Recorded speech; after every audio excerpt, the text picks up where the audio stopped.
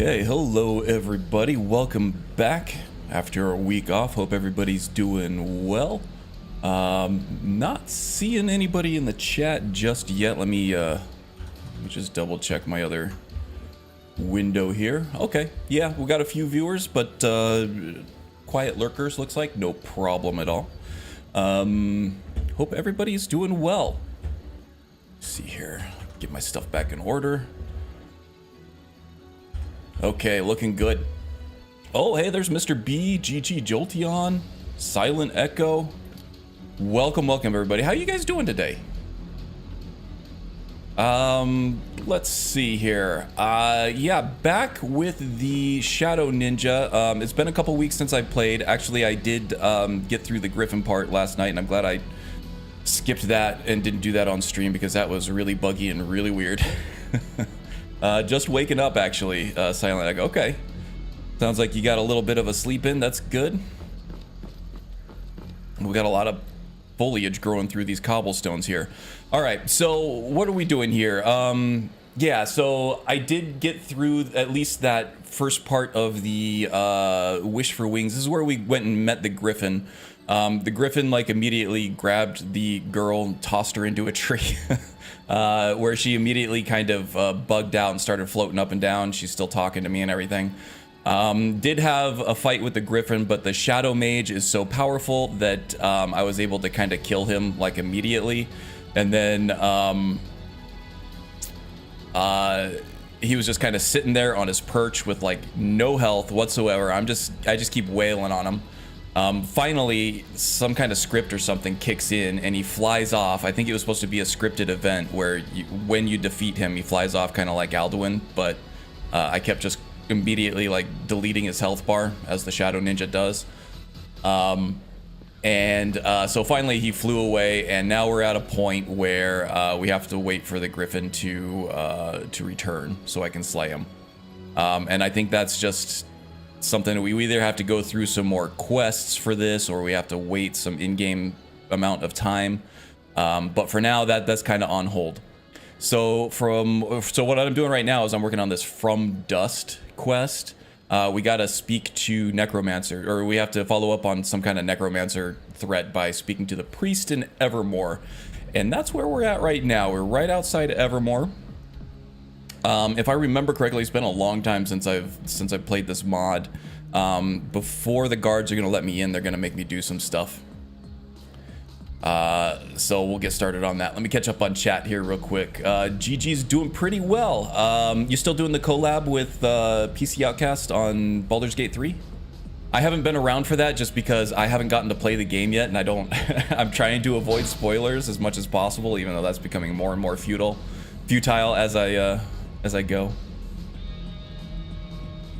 But I'm sure you guys are having a great time. Mr. B could be better trying to manage your bursitis. Ah, man, I had bursitis in my elbows for a while in high school. I played baseball. I had tendonitis and bursitis in my elbows. From that, I pitched, so I had like a ton of abuse on my elbow like every day, and then also trying to like beef up a little bit for varsity. So I was doing a lot of like bench presses and stuff, and that really flared them up too. So it sucks. I know it does. It's just inflammation. It hurts all the time, especially when you move. I hope that alleviates for you a little better. Hope you're not trying to swallow too much ibuprofen like I was and jack up your stomach a little bit. How's the weekend so far? Pretty good. Just got back from a trip to Wyoming to celebrate my anniversary. We stayed at Jackson Hole in Teton Village, or Teton Valley. One of the most beautiful places in the world as far as I'm concerned. Yeah, it was really good.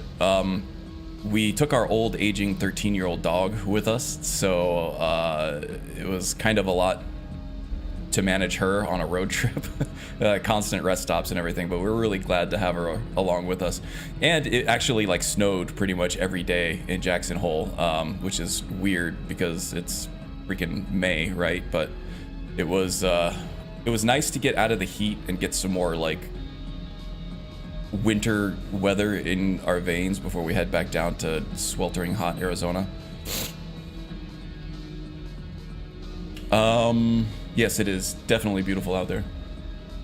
It's like a Windows screensaver. Yeah, absolutely. Still going strong, and I completely understand. It's hard to keep away from spoilers. Indeed, indeed. Glad you understand, otherwise I'd be there. You know, encouraging you guys and probably making fun of you at the same time. That game is fun, from what I've seen. I haven't played it yet. I'm waiting for like a hole in my backlog to open up so that I can install it and play it. Got some other things going on right now. I got some Skyrim videos that I'm trying to put out. I just started playing Nier Automata, which has been on my backlog for a long time, and I want to get a video of that. The Diablo 2 loot overhaul, or Diablo 4 loot overhaul is coming out in a couple days, and I really want to get back into that. Dragon's Dogma, I've been into that lately. That's pretty good. So a lot of gaming stuff going on right now. But Baldur's Gate 3, I definitely want to experience it a little bit before I start participating in some live streams. Okay, so let's see what's going on out here. Imperials at the outpost, right? Killed all those damn orcs off. I hope you made them suffer. Yeah. You gonna let me in or what? Spit it out. I'm not eating anything. How about you? Here we go. Spit it out.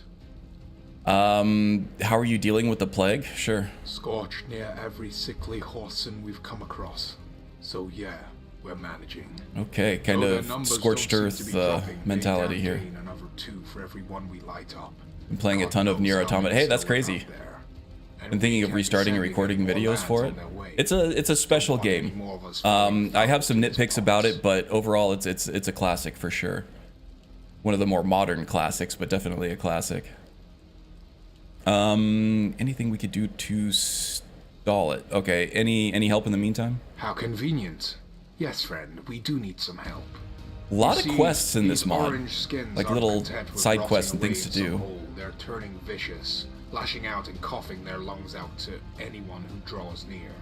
And that bile they vomit can burn down to the bone. We fought the gear We've dealt with the afflicted. Protect us somewhat, but we soon learned otherwise. You Go may see on. where I'm going with this. Had a friend who caught the worst of their venom. Must have been sprayed through his visor. Now he's vanished, and had no clue to where, till recently. Ghost of Tsushima, that's coming out on PC really soon. North of here, up in the ravine. Haven't went to lethal difficulty yet. Hard is, well, pretty hard. Just yet.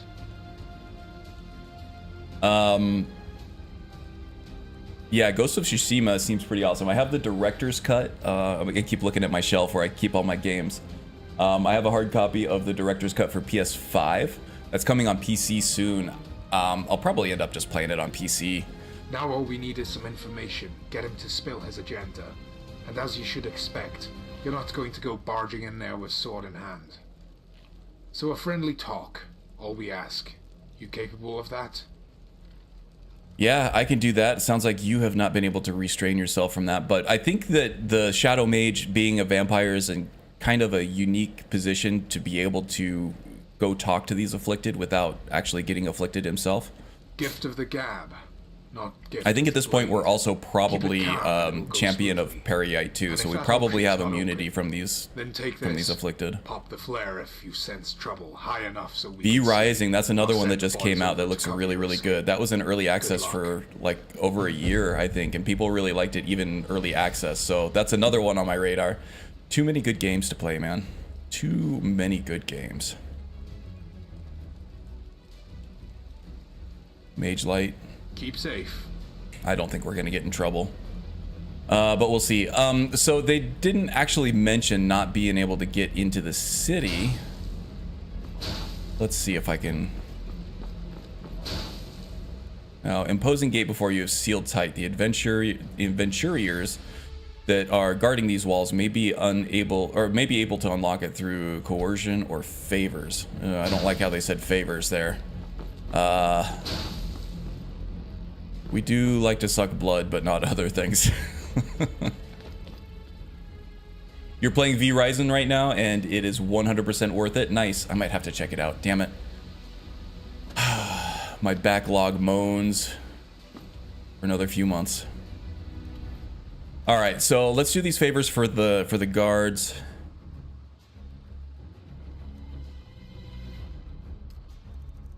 Wherever Evermore. Use the Mage Light spell to alert the guards if you're in trouble. Interrogate these guys down here. Okay, so we're heading down south. Okay, it looks like we have some cinder burnt houses over here. This is probably the cleansing that they were doing.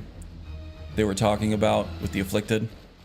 All right, well, let's see if we can find a road down there so we're not doing the mountain goat thing. Are you afflicted? That's close enough. All right, all right. You are afflicted. Wow, you're right outside the gates, aren't you? You can see why the guards and the people of Evermore are a little antsy. Okay, I'm gonna do a quick save here just because I don't I don't know how this is gonna go. I'm gonna try to approach this diplomatically. The combat reminds me a little of Dota or LOL, like MOBA style combat. Looks smooth to me. How's the combat feel? Oh yeah, I'm a big gameplay guy, especially with combat systems. It has to have you know, at least a serviceable combat system.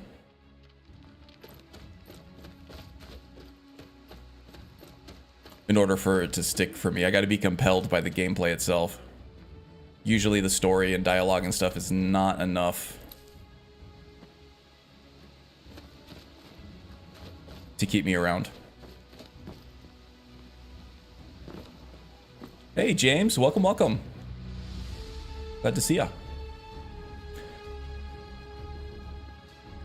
Fallout London, BBC News did an interview on the leader. Oh, that's awesome. They're making it big time, huh? Hope that's coming out soon. I know that the next gen update kind of threw a monkey wrench in their plans. I'm warning you. Back off. Okay, okay, it's all good, man. I'm just here to speak to That's your... close enough. Yeah, all right. I agree. You're afflicted. I don't want to get any closer than I have to.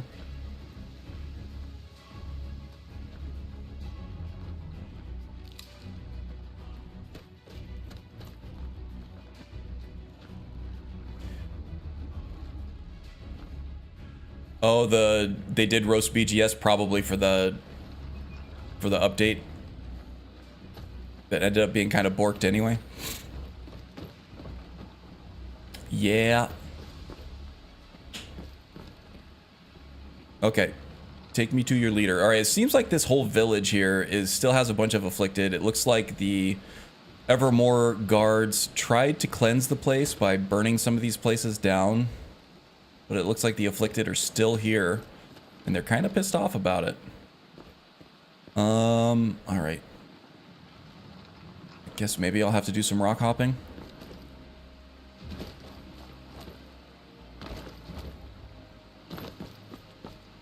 Hey, the wind. Welcome, welcome. Hope you're doing well. Hope you got some sleep. I got some sleep, that's for sure. I was on the road yesterday. We got in about probably 5 o'clock our time, 5 p.m. And I was just sneezing and coughing all day. We drove through kind of a wildfire area up around Flagstaff. Those are still happening all the time, even if they're not in the news anymore. People are kind of like not interested in wildfires even more. Even they're still doing it. So there was like a bunch of smoke and everything. Really got my allergies all up. So I took a NyQuil last night because I was kind of coughing, a little bit congested. And after all, like the travel and everything, that put me to sleep really quick. P. Miller, the poemer, I am doing well. How are you doing, my friend? I came to aid the souls here.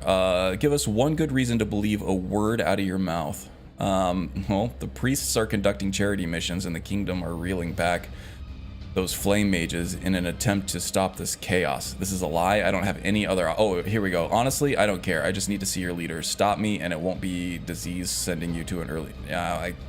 Diplomatically, the lie is the best, and Garum here is not above it. You're one of those priests or a missionary, right? Look, forget any perceived animosity. Can't be blah, blah, blah. Let's see. Yeah, no, BBC is unfortunate. Actually, the BBC has been around before the other BBC, so it came to mean something else as they were still around. It's unfortunate, though, for sure. Let's see. I like the combat. I can agree it feels like a MOBA. Pretty fun spell list. The bosses are okay, but they are used as progression, so I'm okay with it. I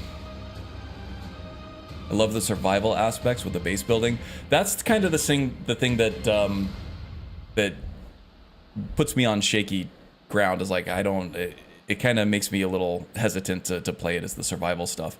A lot of people really like survival games, and they're having kind of a moment right now. Actually, for the last few years. So I can understand why people like it, but I've always kind of bounced off survival stuff. To me, it's like it's a barrier to get to the stuff that I like to do. So for Skyrim, I don't usually run Frostfall. I hardly ever run Frostfall because it gets in the way of me doing my levels and my character building and stuff, and actually playing the game. So I wonder, I would probably feel the same way about V Rising. I don't know. If I can get it like on a free weekend or a demo or something like that, I'll probably try it out, or like a very steep sale. But I don't know. We'll see. We'll see. But glad to hear that stuff works really well. Base building I don't seem to mind so much as the survival stuff, as long as it's optional.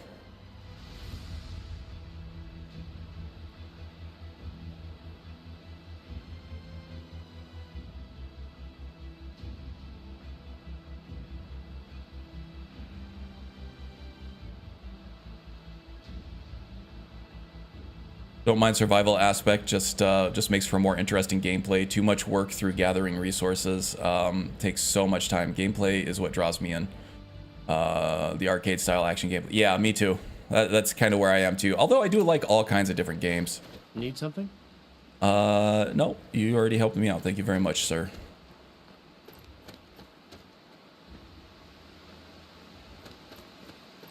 Why does Todd seem to not like Obsidian? I seem to have noticed that a bit. I don't think so. I think that might have been manufactured by some YouTubers. It's kind of a conspiracy that it's maybe not Todd, but maybe the higher ups. Well, I guess he kind of is synonymous with BGS these days.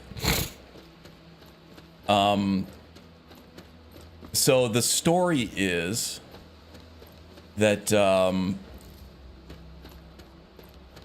they contracted Obsidian to do the Fallout New Vegas spinoff, right? And that they had certain bonuses in place where if they got like at least an 80 Metacritic or something like that, that they would get like this huge bonus. And then they gave them kind of like a very strict deadline on getting all this stuff done. And the narrative is that they didn't support them very much in getting them out there at that point. But I don't know that that's ever actually been corroborated. So they ended up releasing on time, and it was a good game, but it was very, very, very buggy. So the bugs kind of knocked down the Metacritic a little bit to like a 78 or 79 or something at launch. And that was enough for them not to get their huge bonus. And a lot of people theorized, kind of conspiracy theory, if you ask me, that BGS tried to throw a monkey wrench in their system so they wouldn't have to give them their bonus. That doesn't really make a whole lot of sense to me. I think if they were trying to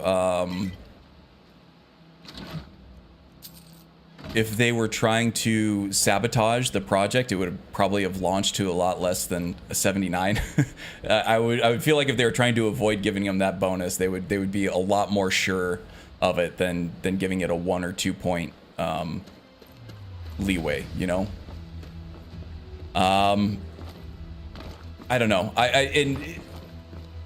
I'm not sure where you're getting the things about Todd not seeming to like Obsidian, because everything that he's been saying recently has been that he thinks the world of Obsidian, that they think they're great.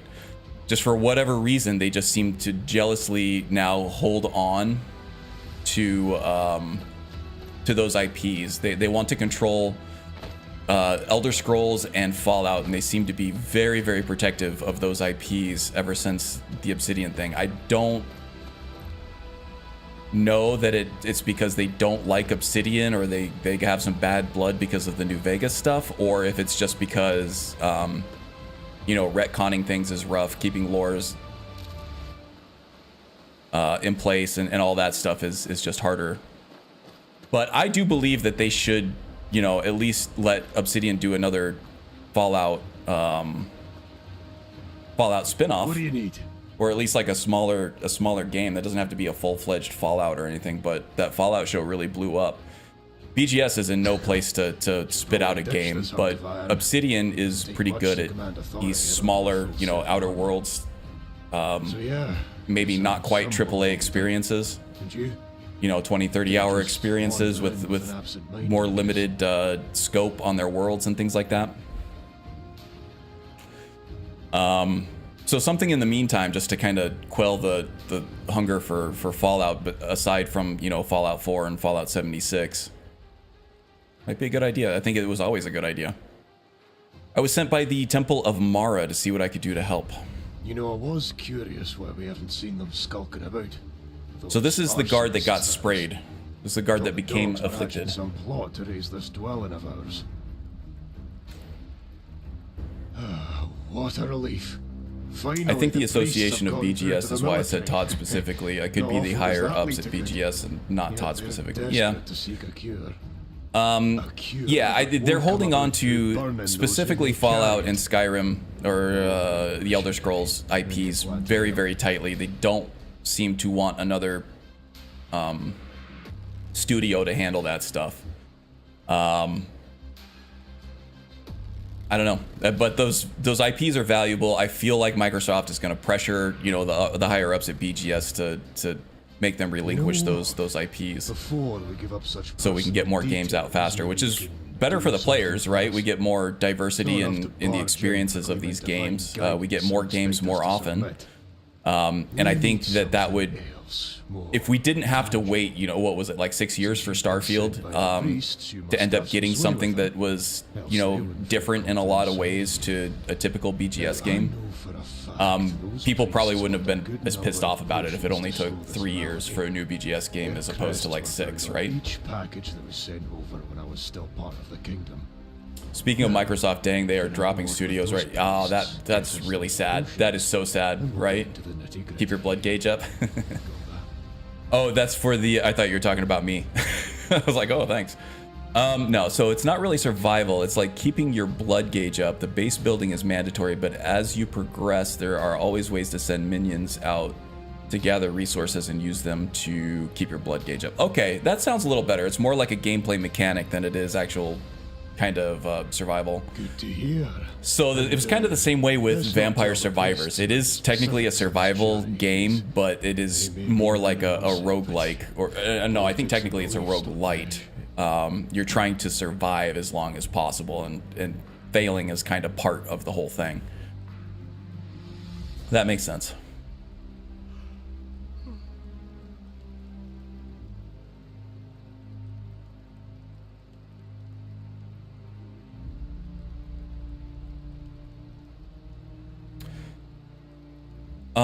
Let's see. Do I want to tip my hand? I actually did not listen at all to what he had to say. Let's exit out of this. Hopefully I don't bug anything out.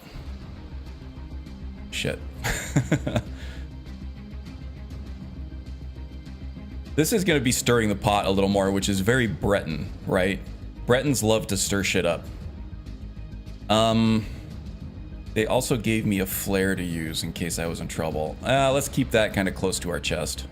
You mean those dogs, trained from birth to kill without hesitation, are planning to slay a brother who left the pack?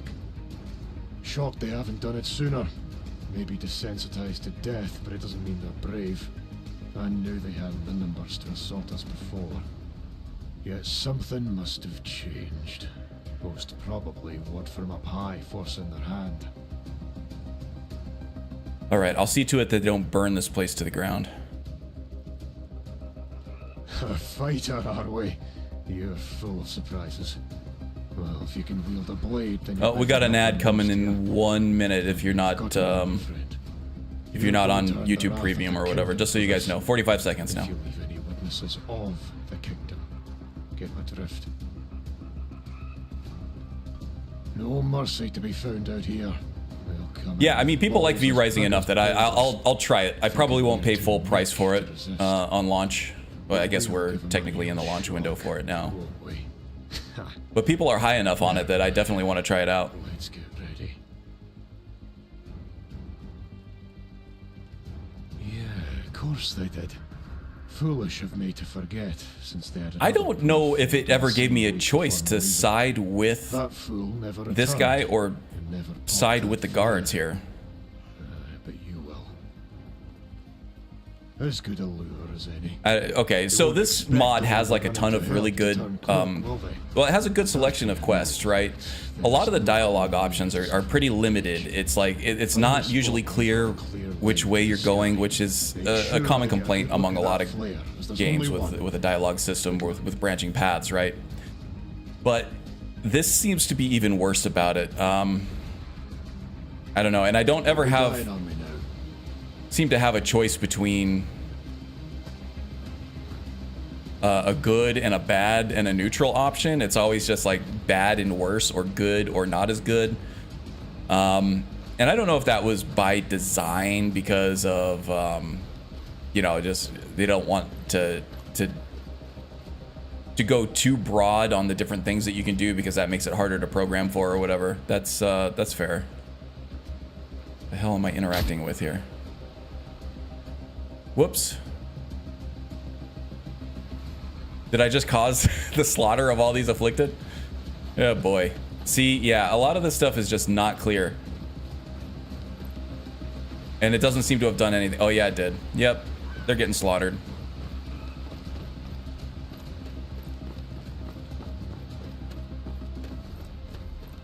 Let's see. Ends now. What the hell am I even supposed to do? Bring 3 minor health potions for the afflicted, or head back to the gate guard for the potions. Okay. I think I just triggered a full-on assault. Yeah, this is kind of what I'm talking about. It's never clear, like, what you're actually triggering off. If I were designing that, it would have been more of, you know, it'll pop up a dialogue box saying, would you like to, would you like to fire this mage light and trigger the guards coming to fight? Instead of just an inspect ... and as soon as you click it, it fires off the mage thing. All right. It's tough. Another gutter ride. Time to meet. I've heard rumors about that, James. I don't know if that's actually concrete yet. Okay, we're just gonna stay out of this. I don't I don't really want to slaughter the afflicted. I don't really want to kill these guards because I do need to earn their favor to get into the gate. I guess I could just pickpocket these guys. We are a pretty established thief.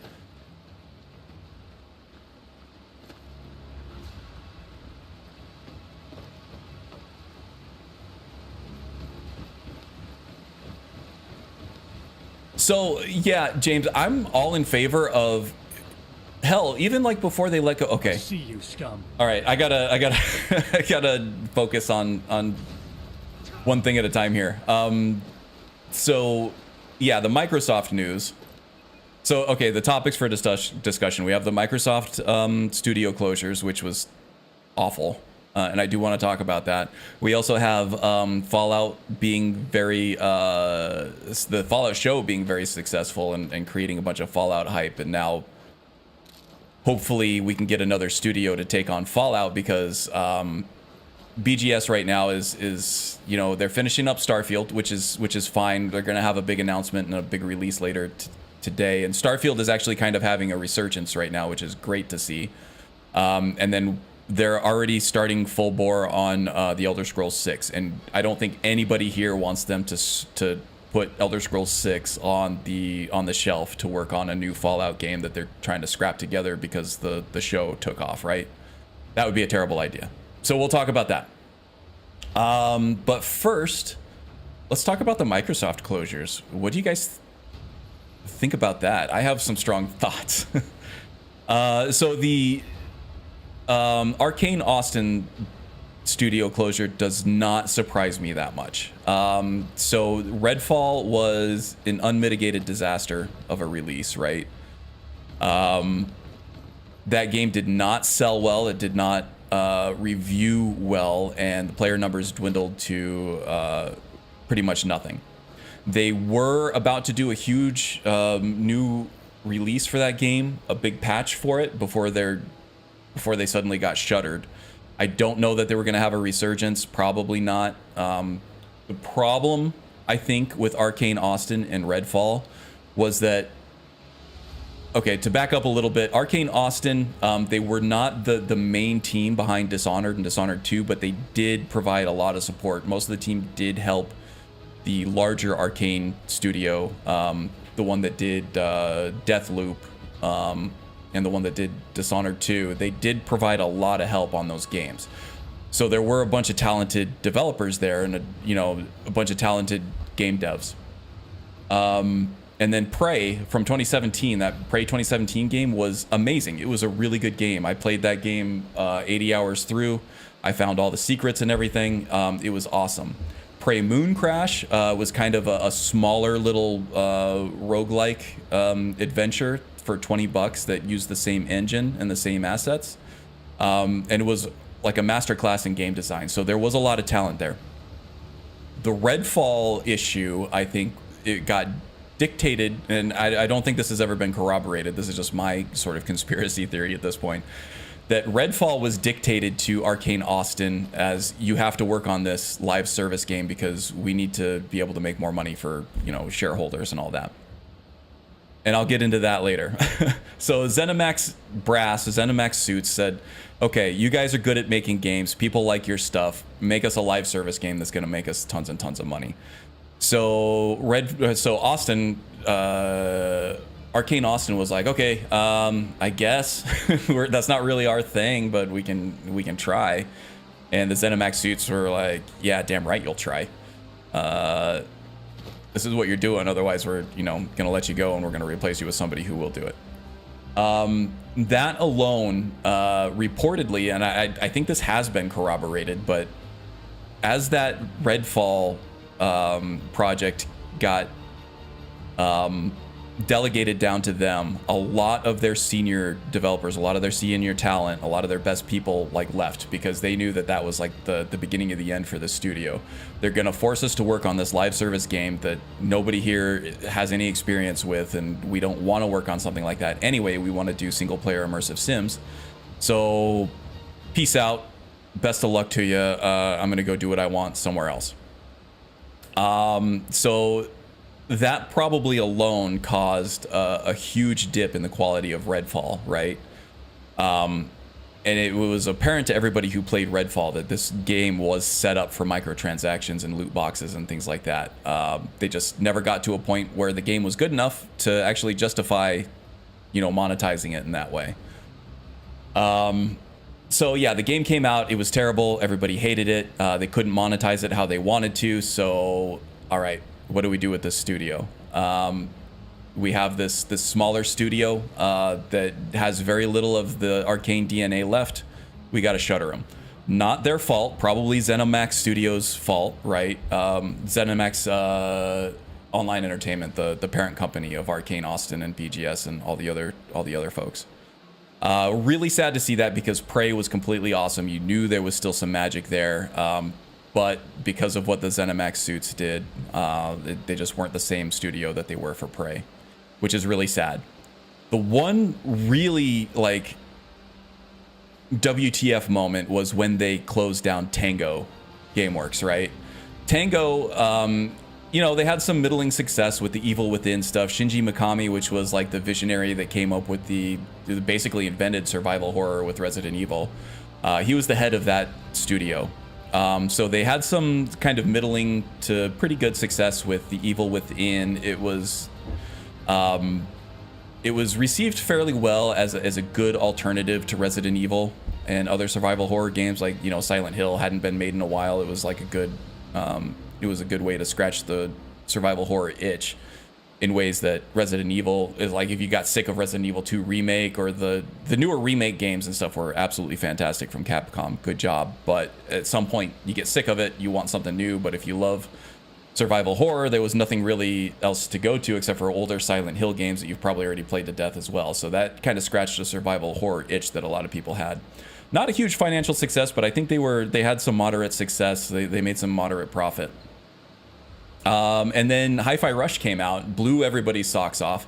Microsoft put $0.0 worth of marketing budget behind that game. They shadow dropped it out of nowhere, right?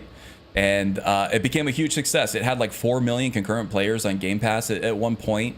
So I don't know how many sales it drove in terms of Game Pass subscriptions. That's another conversation to be had, whether or not Game Pass is actually good for Microsoft and the games industry as a whole. I don't know. It's a completely different archetype for just buying a game and enjoying it and going on to another game. But there were so many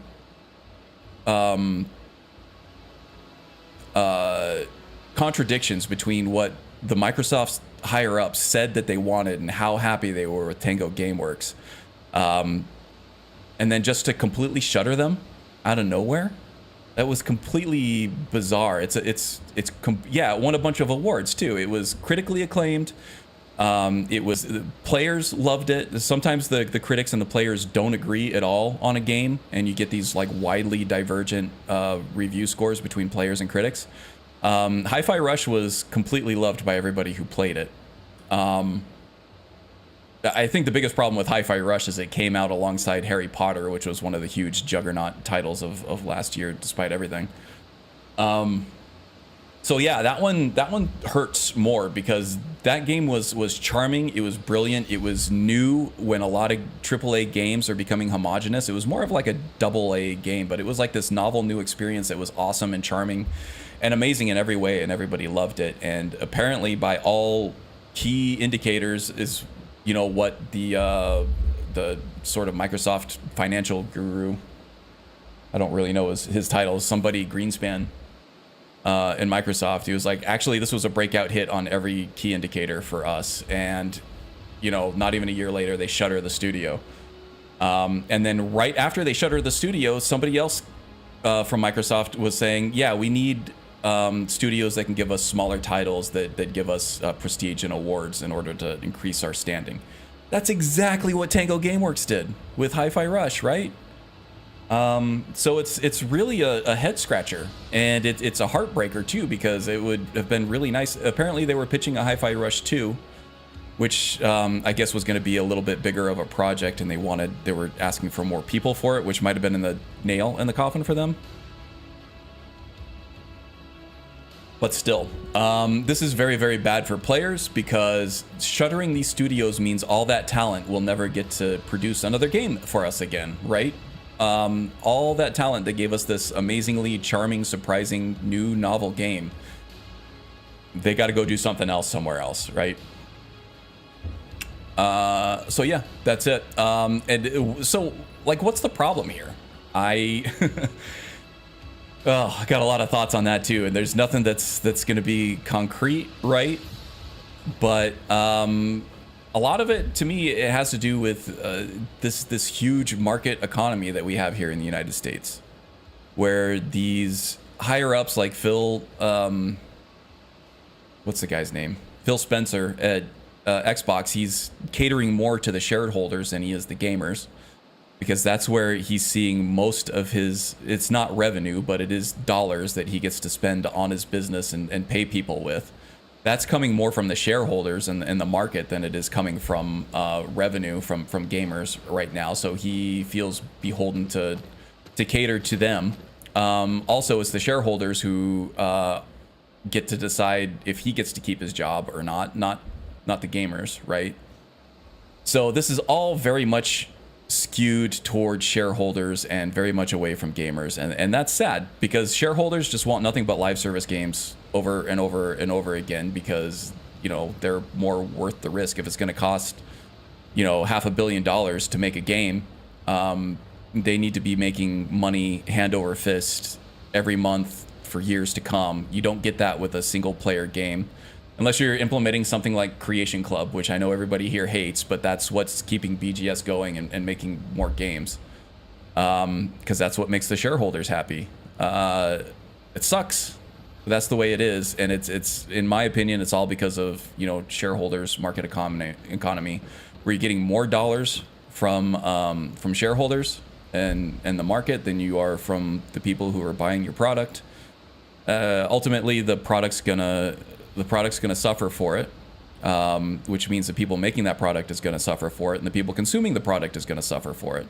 And the only people who are not suffering for it and are benefiting from it are the executives and the shareholders, which is the, you know, the C blank blanks, CFO, CEO, CTO, all of the executives in Microsoft and Xbox, and everybody who is, you know, buying shares of Microsoft and demanding that, you know, they make more money this year, they make more money next year, they make more money the next year, and it's not enough to make a solid product, have it make a huge profit for you, and then just sustain those profits. It has to be more and more and more and more every single year.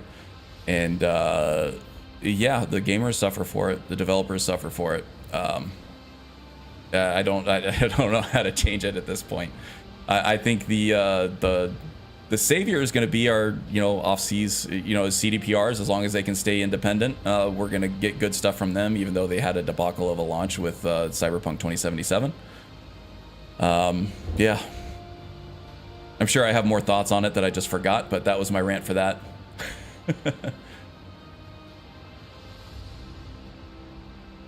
There are different blood types and percentages that give you different passive bonuses depending on the quality percentage. Apologies for... Oh no, yeah, that sounds awesome. You're making me more interested in the game, GG. Talking about V Rising.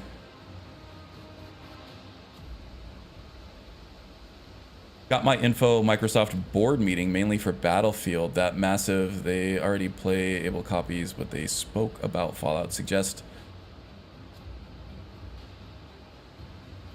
Battlefield. Battlefield is EA, not Microsoft, though. Spoke about Fallout. Suggest allow BGS look after Skyrim and then moving to. Yeah, I mean that could be a suggestion. I don't want to see BGS focus entirely on the Elder Scrolls. I want to see BGS do what they want to do and take chances like they took with Starfield, even if it didn't pan out for a lot of people, right?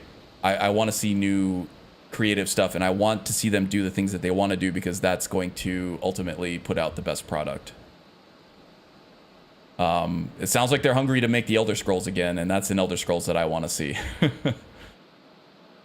And the studio that made Hi-Fi Rush, I think that was a super successful game, won a bunch of awards. Microsoft even wanting another game like that, and then they had to drop the studio that made. Yeah, I think I echoed exactly. It wasn't a silent echo, but it was an echo. Exactly what you said there. It's not their genre of game that they were assigned that game of Redfall. It's like they were set up for failure. Yep.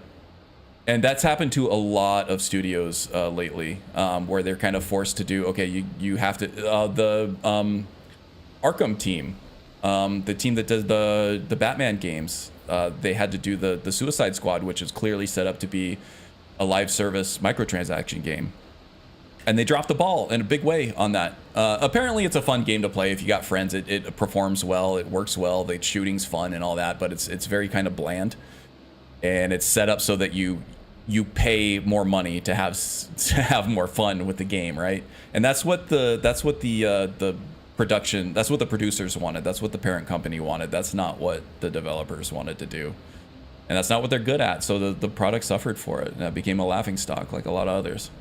That's probably the most recent example of it, besides the Arcane Redfall one.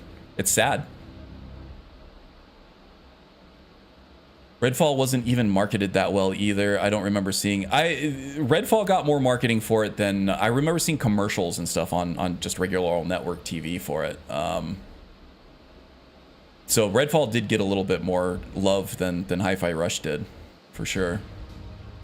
Wish AAA studios would take more risks like the studio that made Baldur's Gate 3. Yeah, unfortunately, that's that's going to continue to be rare. AAA studios just stick to their same formula because their funders, the people who are funding the shareholders, are very risk averse. They don't cater to their consumer base at all. Okay, so I think what might fix this is if we could have some kind of revelation in game development where it doesn't take 6 years to create a AAA game, right? If we went back to the days where, okay, maybe we get a smaller experience, but we can get a game out in 2 years that, you know, has a bunch of content that you can play. You know, maybe we don't have to buy a game for $70 anymore, right? Or even like $100, which is what they're talking about now. Maybe we don't have to lean on live service games so much, and maybe then the shareholders, the funders, the people funding these projects can afford to be a little more risky and do things like Baldur's Gate 3, which took like it must have taken like 10 years. That thing was in early access for a long time. I don't know where or how they got their funding for that. That's kind of a unicorn, kind of a snowflake situation where it's like, this is, you know, this is gonna be just the right game at just the right time. They took a huge risk with that, and it worked out for them. But you can't imagine that's gonna happen with too many other people, sadly. Hopefully they're successful without Microsoft go independently. Yeah, and they can open up another studio where they focus on maybe like AA immersive sim games, but even that, it's like, especially these days, right now, it's risky for even independent studios.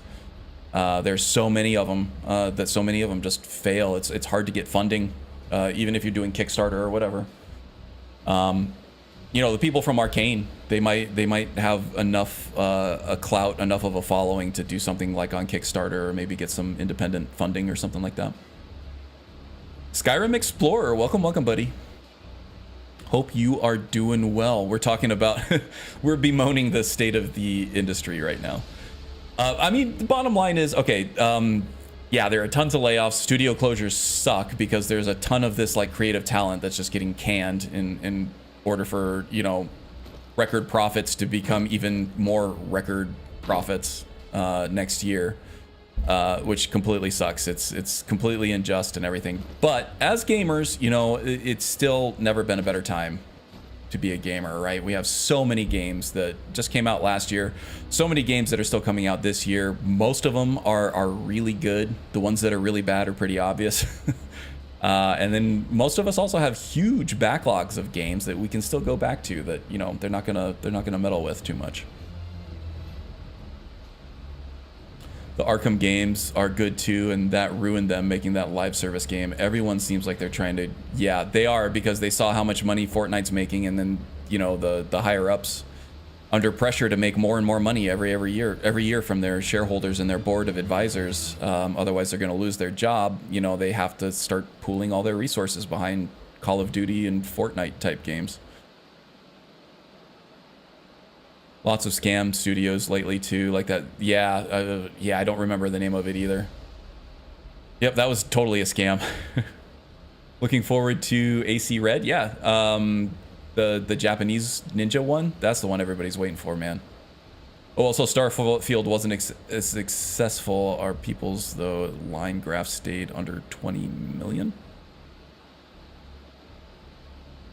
Oh, you're talking about people who stayed with the game? Yeah, it's having a bit of a resurgence now. The player numbers went up after that latest update. They're going in the right direction with it. By all accounts, though, that game was more of a financial success for them, just in terms of straight up sales and Game Pass numbers when that game came out. More successful than any other BGS game at launch. Obviously, it's not gonna be another Skyrim, I can tell you that, because of the mod scene and how that game took off, and how there were no other competitors with Skyrim at that point when that came out, and then the ease of modding that game. really helped that take off, and Skyrim will be around forever. If every other game fails from here on out, at least we'll still have Skyrim, right? As long as we can avoid updates and breaking our mods anyway. So I think Starfield will be fine. It's a good game. It has a good foundation. The Creation Kit's coming out soon. They already have given it out to the Creation Club creators. And then I think once they get the kinks ironed out there, they'll put it out for a wider audience. It'll have legs. I think Starfield would be fine. The reason why Starfield's player numbers dipped so much, I think it was because, you know, their 2024 was one of the best years ever in terms of gaming releases, right? There's a lot more to play. People put 80 to 200 hours into Starfield, which is absolutely amazing, by the way. That by no means is that like a failure to put 200 hours into a new game with all the choices that you have now. Put the game down for a little while and go play something else that was on your backlog, right? That's completely understandable. People didn't really have that option with Skyrim, and we also didn't, when Skyrim came out, we didn't really have access to the player numbers that we do now, especially for like Steam. We still don't have access to player numbers in Game Pass either, and that's where the vast majority of people are playing that game is on Game Pass and Xbox. And we don't have access to those. Microsoft keeps those secret. So yeah, the Steam numbers fell, but we have, that's what I did. I played that game for, I think like 400 hours, more than 400 hours. And then I put it down to address my backlog while they updated the game. And I can almost assure you that's what a lot of people did. With backlogs growing, more companies competing for our time with amazing releases and amazing games. Yeah, it'll be fine. It was a huge financial success for them. I have a feeling that the Creation Club is going to be a success for them too, even though they're going to get a lot of flack from that, from the extremely loud minority of people who hate it. Out. You were with the Imperials at the outpost, right? Spit it Kill out. all those damn orcs. Yeah, Starfield would be fine. My concerns about Starfield is that they're gonna completely well, I guess it's not really less of a concern, it's more of a guess. Is they haven't said, oop, Motier, this is the guy who gave me the job. I think this is the guy I'm supposed to turn the quest into.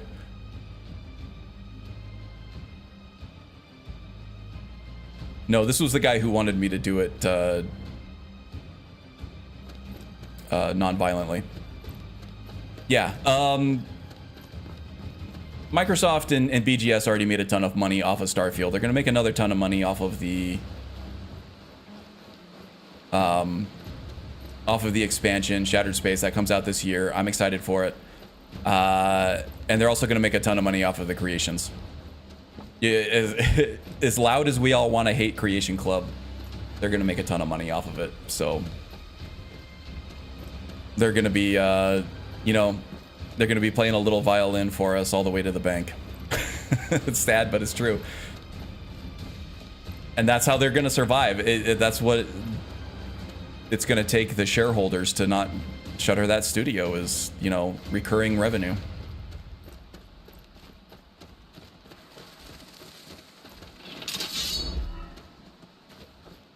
Come here. Come here.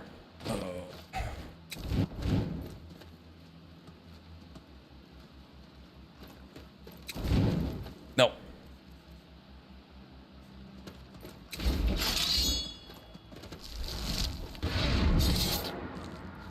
Need those Dragon Souls. Dragon Souls are hard to come by at this point in the game. So what was I saying? Oh yeah, my concern about Starfield is that they're not going to they're not going to support the game any further than Shattered Space. I was really hoping to see them flesh out, because I really think that the game is a great foundation to build upon. But what it looks like they're doing, because they haven't announced anything beyond Shattered Space, I hope that they do. But Shattered Space is the next big expansion. They're giving us a lot of free stuff in the terms of these bigger updates, especially going forward now that they fixed most of the bugs and most of the usability stuff. They're putting in quality of life stuff that people have been asking for now, and that's gonna turn the tide of the reception of the game. I don't need any of the ingredients. We're good.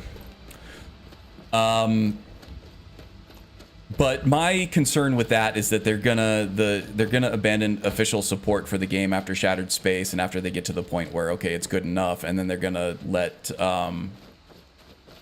the creators with Creation Club take on the support for it from then on. And that's not like really, there's some official support there, and there's some QA process along with it, but it's not going to be like a cohesive experience like it was with you know, the Dragonborn DLC and the Dawnguard DLC and like Hearthfire and all that stuff. Oh, we gotta put our mask back on. Looks weird without it. So yeah, that's my main concern, is they're gonna stop support on that completely. They're not gonna do any kind of expansion past Shattered Space, and they're gonna let the creators flesh out the game the rest of the way. Which is kind of a bummer, but at the same time, I also understand them wanting to move on to the Elder Scrolls 6. I guess I'm okay with that. It's just kind of sad that you're not going to see the same continued growth and support that you got for Fallout 4. Surrounding himself with those who are on edge.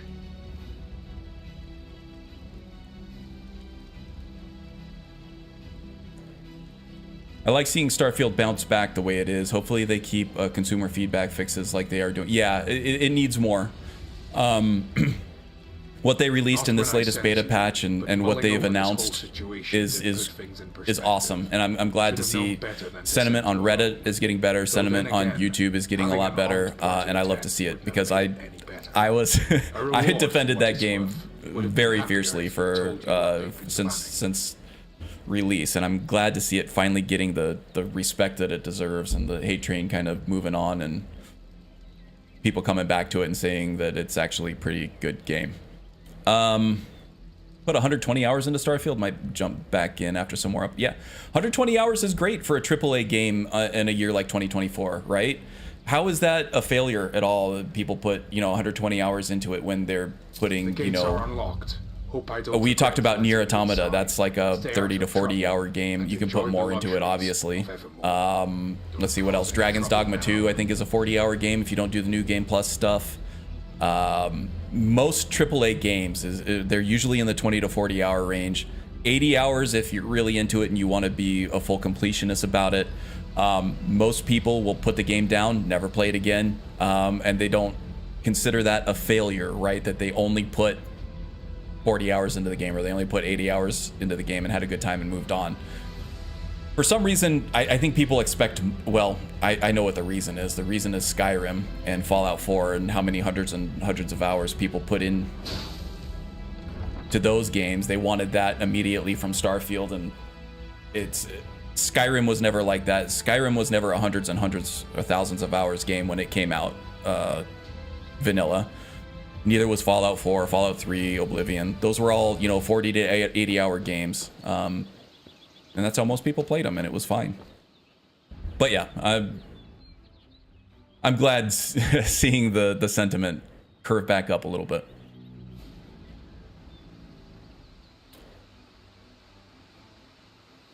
Skyrim set the bar for modern day open world games. Yeah.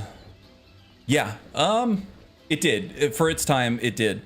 And sadly, I think that other studios are refining the open world formula to where it's better. Skyrim was never really even fully open world either. No BGS game was. And so you see a lot of complaints about the loading screens for Starfield. There are more loading screens. I just went through one. This was a loading screen, right? Going through this door into Evermore.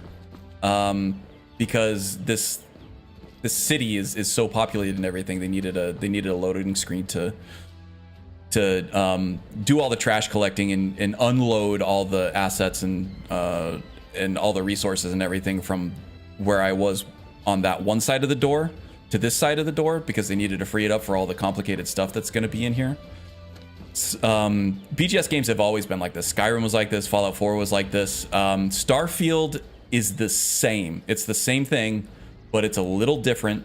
It feels a little different because you're switching to so many areas so quickly through, you know, grav jumping and how it kind of almost necessitates fast traveling from place to place. You can do things to mitigate it, but I think the point being that many other studios have now refined the open world formula to be better than what BGS is on a technical level. I don't mind the loading screen so much because I see it technically for what it is, and how the loading screens in Starfield are no different than the loading screens from Skyrim and Fallout 4. It's just that a lot of the open world areas in Starfield are a little more barren, so it feels like you're not really getting that full open world experience because you can't travel from the surface to the atmosphere. You wouldn't want to anyway because it would take so long.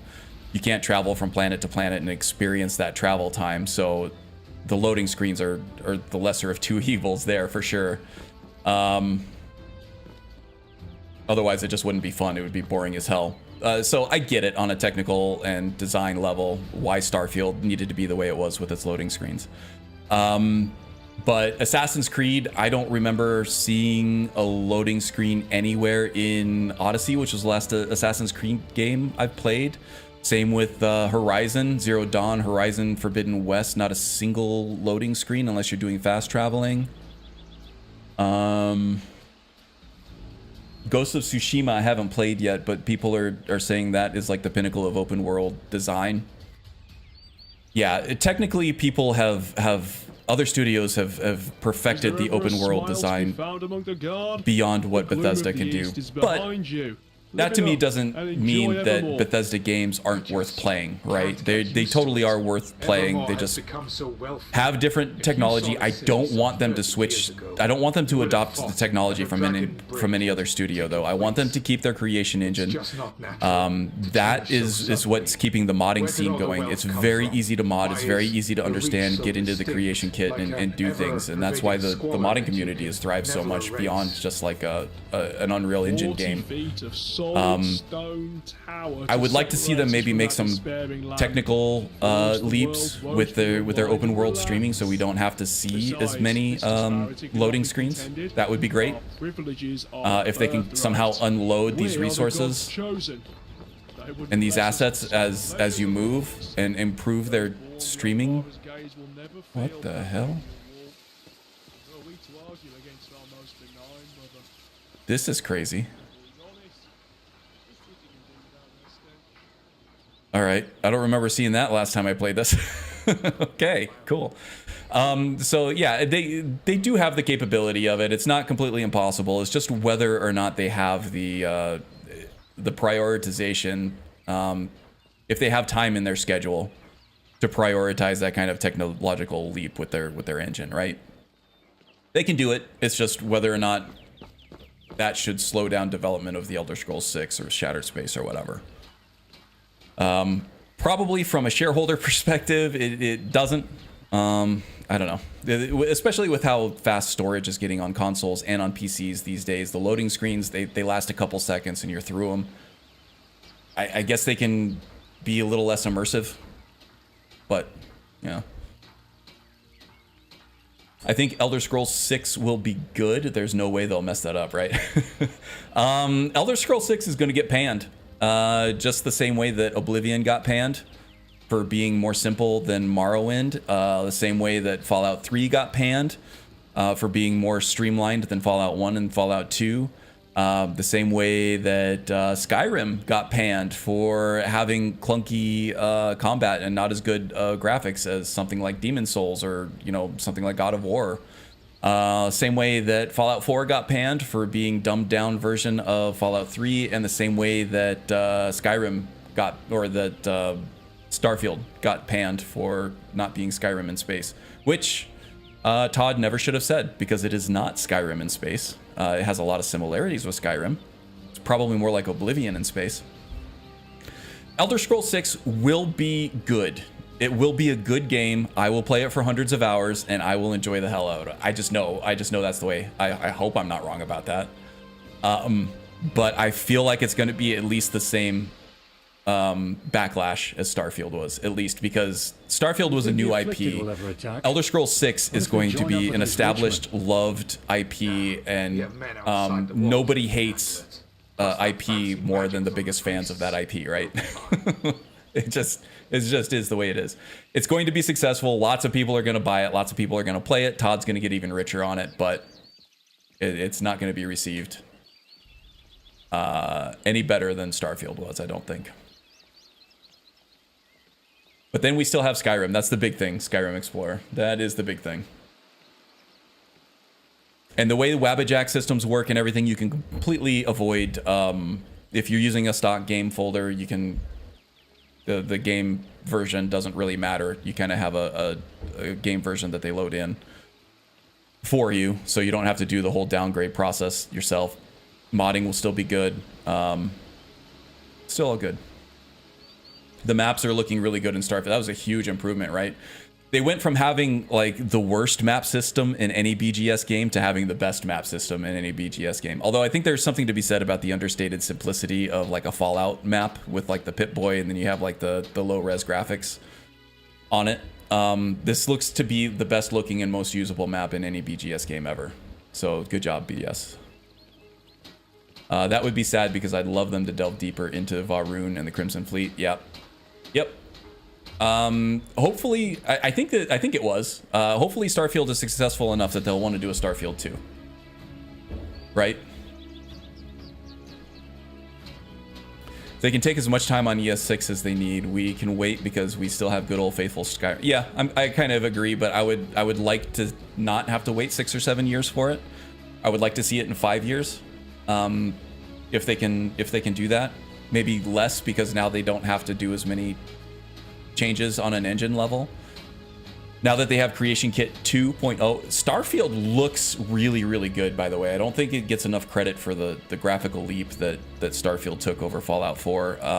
It's actually now to the point where it's maybe not at the top of the heap of AAA games, but it's somewhere in the middle, lower half, maybe, of how AAA games look. And the sandbox simulation nature of a BGS game and the Creation Kit is really impressive that they can get that level of fidelity in that game, and it's only looked better with each update. So I think Elder Scrolls 6 will look good even if they don't do any engine updates, which they will.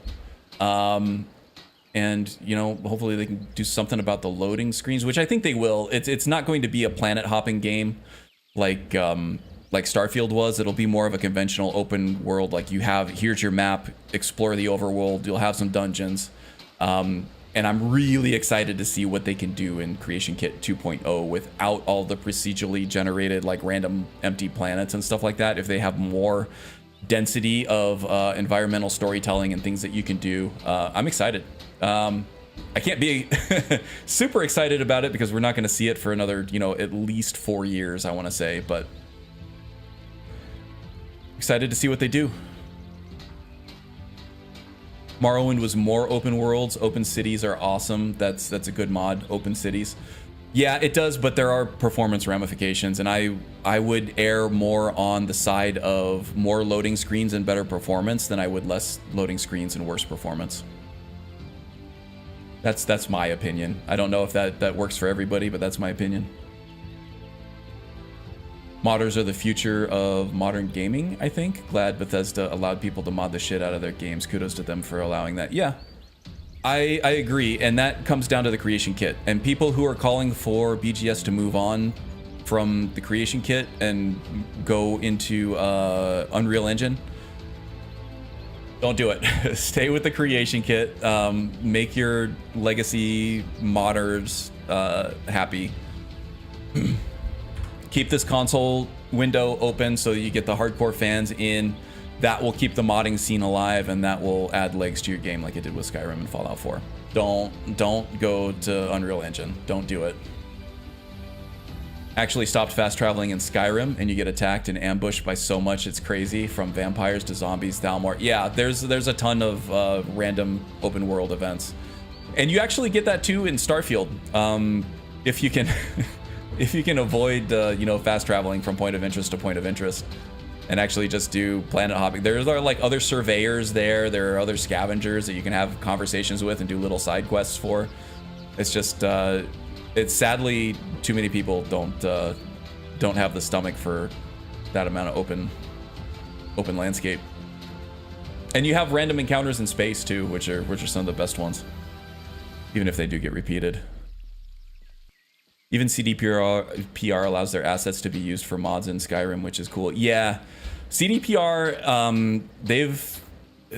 okay, so Cyberpunk 2077 has become overwhelmingly positive on Steam for the first time since launch, and that launch was a debacle, right?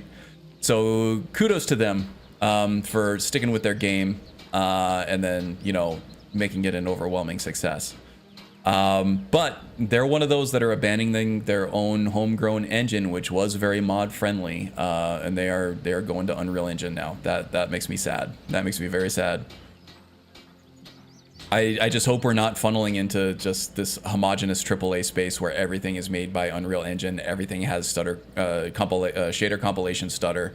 Everything has the same, quirks. Everything has the same lighting system. Everything has the same, performance dips in the same spots. And yeah, everything has the same shared assets.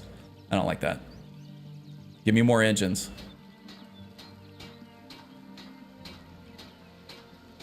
More for the casual gamers, the dumbed down thing. Well, yeah, but it's... People complain about it being dumbed down, but in my opinion, it's more streamlined. The attribute and leveling system in Oblivion was more complicated, but that thing was nuts.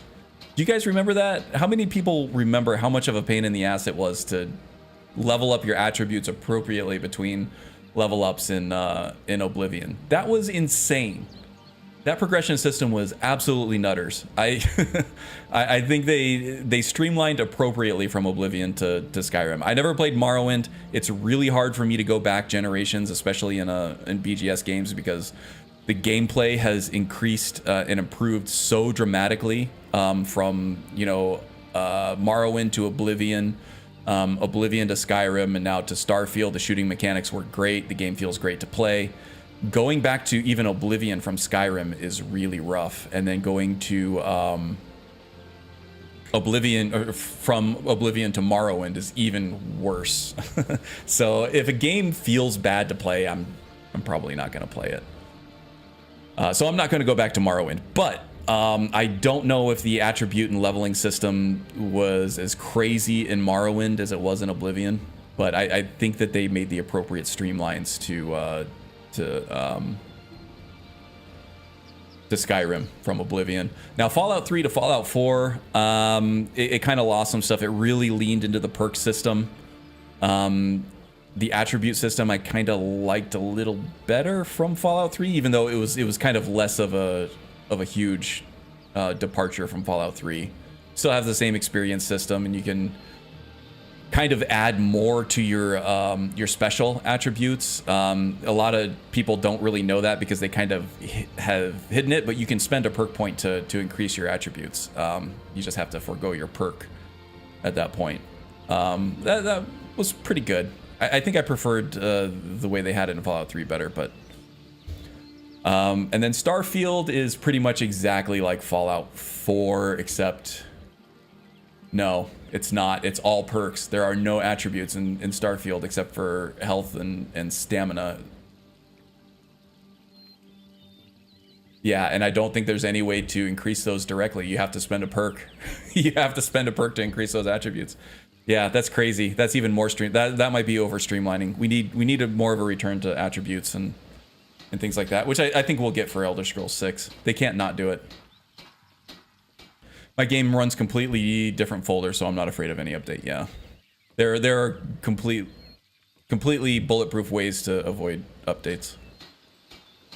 They're adding vehicles too. Yeah, that will at least help with the complaint that it takes 10 minutes. I've never spent 10 minutes going from one point of interest to another. It's usually more like 2 or 3 minutes tops. But yeah, that'll help with the complaint of things being too empty if you can get from place to place a little easier. Won't fix it, but it'll be better. By the way, you have a few minutes of delay with the chat. Is it some YouTube? Yeah, no, I have to. I did ultra low latency before, but that was causing a lot of buffering, so I had to move back to just low latency instead of ultra low latency. YouTube is a little slower than Twitch is. But maybe if the ingest servers are fixed, I can switch that back to ultra low latency. We'll see. It's just the stream is more stable this way. I should probably actually look into trying to do a Twitch channel instead. I just don't want to fragment my my audience, you know. Can't wait to make another Argonian Shadow Scale Vampire Assassin. There you go. Remember min-maxing all the time. I remember that formula well from Oblivion. Yeah, that was a pain. That really took me out of the game. That took me out of the game more than any loading screen. Class and birth sign mods from Skyrim on Xbox One. I would look into classic classes and birth signs. I don't know if that has an Xbox equivalent, but I don't think that there's anything in SKSE for it. It's basically just a book that pops up some dialogues, which should be completely compatible with Xbox. I would imagine you can find it somewhere on Bethesda.net.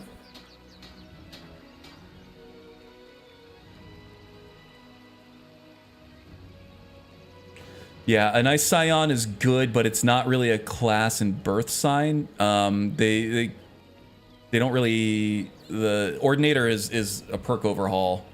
And then they have the race overhaul and everything, but it's not really class and birth sign. It's more, it's more replacing the things that Bethesda gave you, as opposed to adding another system. All right. What are we doing here? We're looking for a priest. Oh, and I've been talking to you guys like all night. It was the beginning of the evening when I started talking to you guys about the state of the industry, and now it's very bright. It's 11 or 10:40, almost 11. Okay.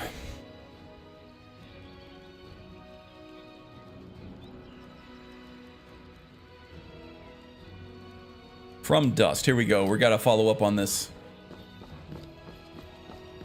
This necromancer. Let's see, we gotta find our way in. Here we go. Gotta find a priest.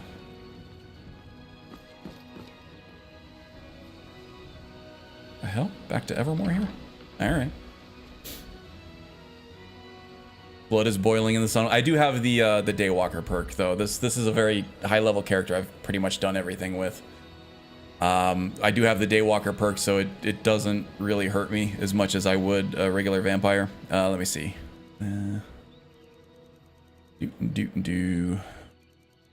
Daywalker, immune to non-lethal sunlight. So yeah, I don't think it really hurts me at all, which is nice. Although as a shadow mage, the darkness helps me a lot. The architecture in this city is awesome. This is a really cool city. Very well made. It looks Breton as AF too.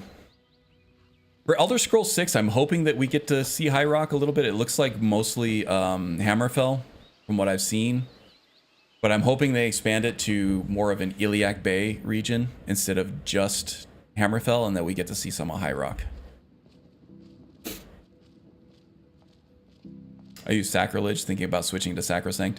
I haven't used Sacrilege. A lot of people prefer it to Sacrosanct. Sacrosanct feels like more of a full overhaul, vampire overhaul, and I think Sacrilege was at least it was billed as more of a vanilla plus. Pilgrim, looking for a priest here. Probably somebody in a funny hat. Pilgrim. Zinwei. She looks kind of priestly. City dweller, no. Maybe this guy in a funny archbishop. No funny hats. Disappointed. Are you in need, friend? Oh, geez. Calm down. Do you know anything about that necromancer that terrorized the Divide? The Divide has yet to deal with that matter.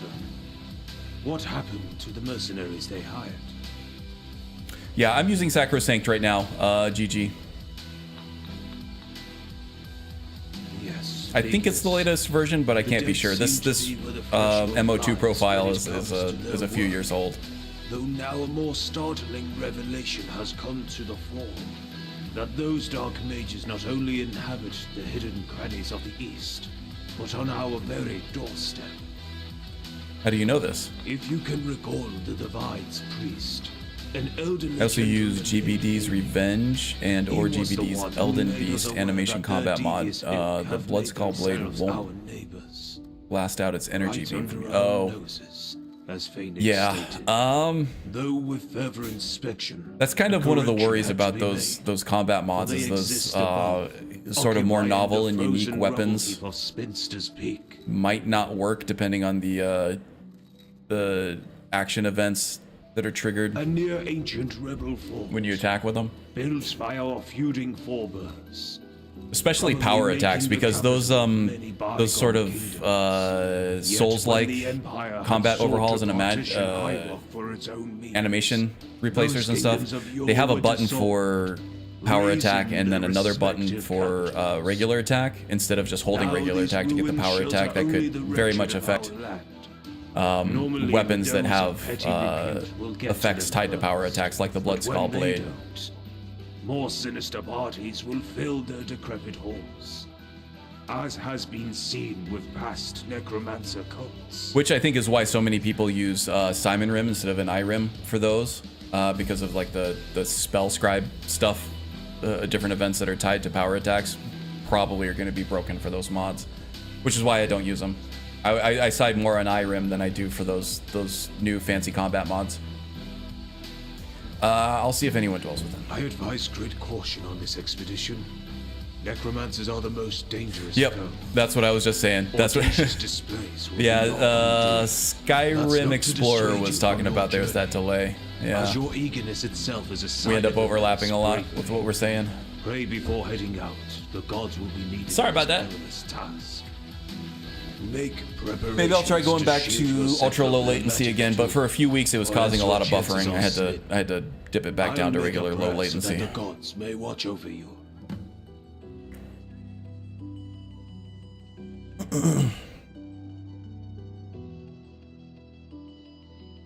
Don't mind Saul Goodman. Okay, let's see if I can get any more quests about the barrier and stuff here. Grand, isn't it? Ancient magic spawned from the Duranian construct found beneath the Dude earth. needs a Benadryl or Zyrtec or something. Excavations, these old wells were employed in some bygone defense. Sounds like he's all plugged up and congested. Still has Oz one even to this day. Against what foe would such measures be needed? We've yet to find out. Though it must have been a most intimidating beast indeed. So this force field isn't about the plagues and the different Forsworn and all the different things that are going on. It's more of a legacy force field. For whatever reason, the city cannot run the risk of infected. Oh, so I guess it is about infected. All right. But it's not something that was done in reaction to the current afflicted and the plagues and all that. It was something that was already there. They're just glad that it's still up. You have any work for me? A simmering curiosity has harried my force. Hey Tom, welcome, buddy. Now. Still unfulfilled. Hope you are doing well. Maybe you can sate it. Having a good start to your weekend, I trust. North of this city, Umbasir. And what is this Umbasir? A vault of unmolested wonder. There would be an ineffable wealth in learning if we could divulge in its halls. You want me to be the first to explore the ruin? We have attempted to excavate the city before, yet curses and ancient augurs have precluded such activities. It is simply too dangerous to Okay, so topic number one, I think we've discussed, and I've beaten that dead horse to death again, right? Unwinding Saturday evening, very nice. So I think the next thing I wanted to talk about was was it BGS handing off stuff to other studios, letting other studios have cracks at their IP? To get more games out faster? Yeah, so I think a lot of the problems, the issues for the industry that we talked about a little bit ago with, you know, shareholders, you know, demanding too much of a cut and demanding too much of developers that are very anti their artistic vision in lieu of live service games with microtransactions and all that. I think a lot of this could be alleviated. A lot of the root cause could be alleviated if we could somehow get developers to get games out faster. One of the biggest costs, why AAA games cost so much, is because they take so long. You got to pay these engineers. A lot of, you know, computing resources now are paid for on a usage basis and not so much just local hardware. At least that's more where those things are headed, increasingly and increasingly. So if we could get games out faster, that would make games cheaper. That would make shareholders happier because they're going to have more releases that people are buying straight up instead of, you know, having to rely on so many damn microtransactions and live service games.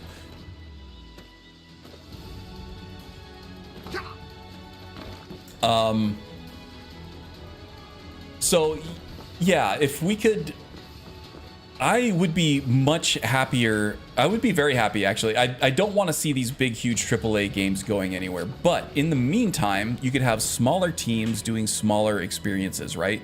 Take these assets from, you know, Starfield, for example. So instead of now waiting another 5 years for Elder Scrolls 6, now that Starfield is out, and, you know, once that expansion comes out, I'm sure they're going to move all of the Starfield team, or most of them, over to the Elder Scrolls 6 team for production.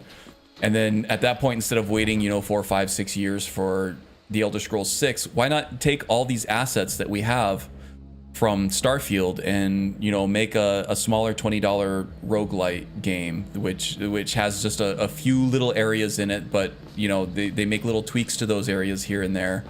And you have some random events, you know, and then the roguelite aspect is you get perks based on how you do on each run. Before you die, there's like a survival mode or whatever. You can crank up the difficulty really high on those. You could probably get something out like that in a year. That's more of like a mod, like an overhaul mod for like Skyrim or Starfield. But if you could put, you know, actual experienced devs on these projects, or even experienced modders that are working at junior level development jobs for less money than like your senior developers or whatever. You know, sell that for 20, 30 bucks. That's going to make your fans happy because you get more Starfield, more BGS stuff. And if it's highly replayable, like a roguelite is, or, you know, something roguelite-esque, at least, then, you know, you can play that for the next year or so while you wait for another small experience that's maybe like a little standalone expansion or spin-off. Maybe not something that's completely huge and open world, like a full expansion or a brand new game, but maybe something a little smaller that tells a side story, maybe something more on the scope of an Outer Worlds. And you can put people like Obsidian on that. The creation kit is highly accessible for people who, you know, don't have engineering degrees or, you know, programming experience, to just get in and start tinkering with the creation kit, do some tutorials, and then start working on it. Smaller, more limited scope releases like that would, I think, make everybody happy. Of course, they're going to be like the YouTubers and the people who don't know how large studios do large projects, being upset that they're taking resources like developers away from the mainstream releases. That's not really how it works. You can't add people to a large project and expect the project to... Oh. Big shot, eh? I'll carve you up. Steel's going up your ass. Really? Hope not. I thought today was going to be smart, boring. Yeah? Voice you weird to hear. What was I saying? Oh yeah, there are going to be people who don't really know how these large projects work, complaining that they're taking resources away from the next Elder Scrolls or Fallout or something like that. That's not how it works. You don't get to just add people to a large project and then expect it to cut development and time on a way that scales very well at all, because what you're doing by adding more people to a large project is you're taking more time of your best, most experienced engineers and project managers and things like that. You're taking time, productive time, away from them in order to ramp up the new members on the team, who probably aren't going to be as productive or impactful as the people that you're taking the time away from. So you can't just add more engineers mid-project and expect it to do anything other than just kill productivity for that project and that team. It just doesn't work that way. So, you know, if you have like 300 engineers and you have 200 of them working on Elder Scrolls 6, you have 100 of them working on the Starfield expansion. Once that Starfield expansion launches, you can put like 10 of them on continued support for Starfield. You could put 50 of them over on the Elder Scrolls 6 to help out with art asset production or whatever. And then that extra 40, you just have them do side projects like these little roguelite modes and things like that. That's what I want to see them do. And then you could have like Obsidian and stuff do stuff like that too. Or even, you know, Tango Gameworks, if you know, those engineers who are obviously talented, creative people, if they were willing to work on smaller projects and other engines, then, you know, they could do that too. That would be what I pitched, but I don't know. People don't always listen to me.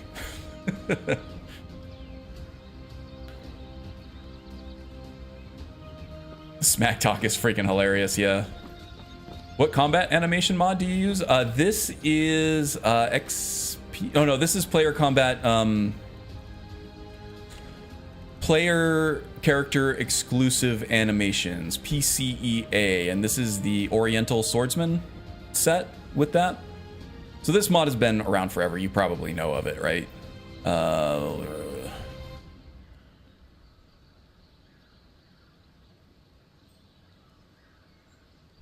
under FNIS maybe? Yeah. This is an older profile, so I'm using the FNIS version of it. Newer profiles, I'm using the Nemesis engine for it. But yeah, you probably know of this one already. It's been around forever. This is the Oriental Swordsman pack. I think it just goes really well with katana use. Cool stuff. And it's just the player only that gets those animations with that mod. So all your Nord brutes and everything, they're still swinging their big broadswords around like hairless apes. Bearded hairless apes.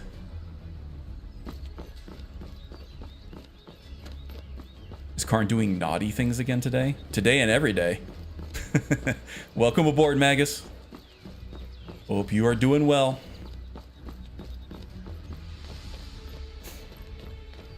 Yeah, lots of people know about that mod. It's an old one. It's a classic one. It's one that not a lot of people use anymore because it's, you know, a lot of people have moved on to the true directional movement with like more Souls-like combat and stuff like that. But I still like it. Let's see. I'm going down this way. Lake on the right. Keep the lake on the right. Hopefully I'm going to curve around to the right, facing north, going up the mountain. Okay. Back is destroyed but surviving. Had another back attack, huh?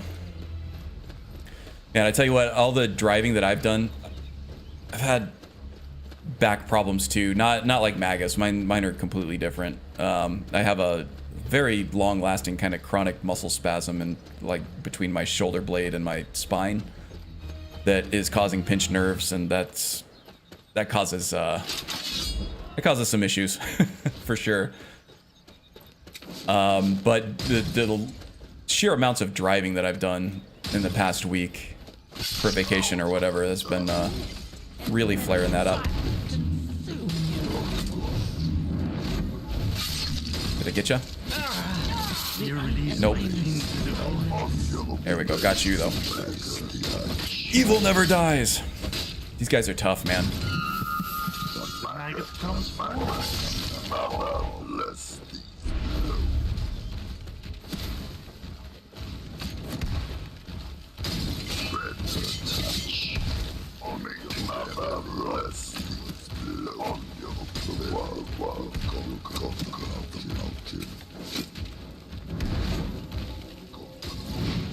Gotcha. Oh, he just killed me right out. That was a fast dual wield power attack.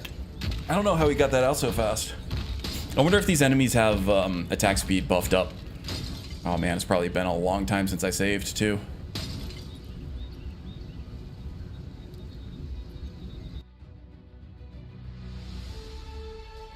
Souls-like combat in Skyrim is dumb. I don't know. I prefer not to play with it, but I think it's cool. I think it's impressive that modders can get into the guts of the game at that level and completely I see you, scum. change how it plays. Not for me, but still cool. Time to meet your end. Oh my god, how come I can't hit you with this shit? Okay, there we go.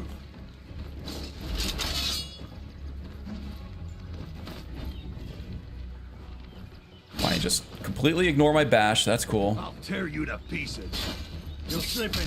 Oh, he hit me with that Another gut. damn hammer. Okay, now you're on my side. Steak. Take care of him. Rat meat. Yeah, crafty bugger. Would have been more efficient just to kill them both outright with the Ozra's Wrath or something.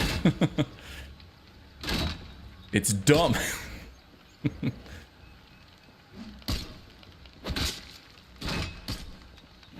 Don't have many combat mod options on Xbox. That's all they have on there from what I can tell. If someone knows of another one, let me know. I'm not too put off by just the regular old, Skyrim combat mechanics with Wildcat, and I do like a dodge roll mechanic. But Ordinator gives you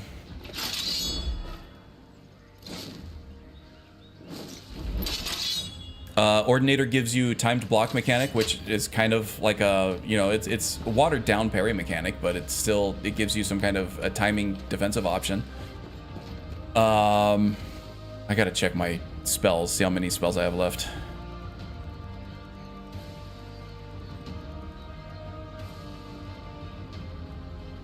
Vancian.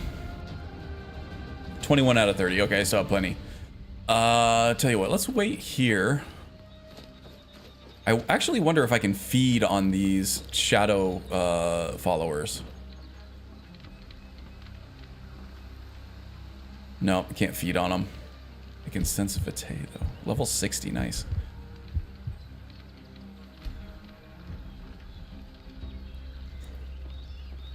Oh well. Let's chill here until nighttime. Be a little stronger with Gather Shadows. We'll go to 7. Inquisitoria Loronda. Heller made it to a stream for once. Yes, welcome aboard. First time to a stream? Welcome, welcome, Inquisitoria. Are you coming from one of the Discords, or are you just a YouTube subscriber that hasn't made a stream yet? People have different screen names on different platforms, so I might know you from somewhere else. You never know. Hey, there's Joe, the Panicked Monk. Welcome, welcome. Total carnage, indeed. The Karn dog. Karn, you need a save system overhaul. No worries about playing for so long and not saving. Okay, yeah. So that's the one that saves you periodically, but the reason I don't run something like that right now, because, okay, I'm gonna run a quick save. See how long that this, I'm moving around right now. It's completely locked into place. With this save file that is as old as it is, it takes several seconds, and I don't want it to just do that to me in the middle of playing. You know, it's several seconds of just pausing the game. Can't get in there, I guess. Also, Smilodon. Yeah, Smilodon's fine too. I like the options that Wildcat gives me. Smilodon's cool though. No problem with Smilodon at all.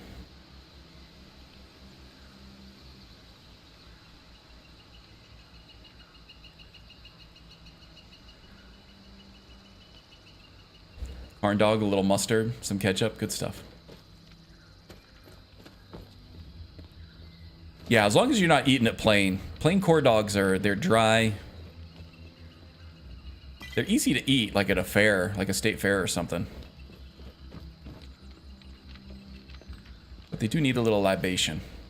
I would prefer just mustard. I don't like too many condiments on my hot dogs and corn dogs, you know. Okay, let's see. Where am I going?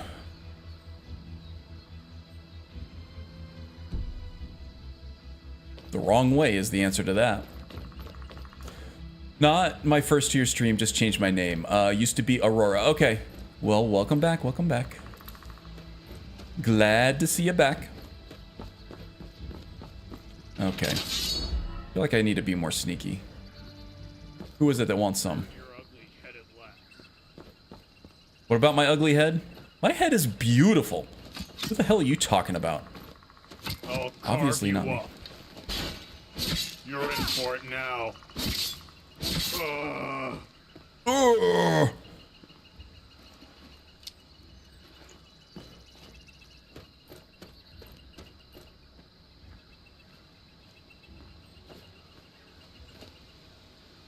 Of course, I started at Solitude, went to Markarth, and went through Nchuenzel at level 5. Magus always likes to do things the hard way.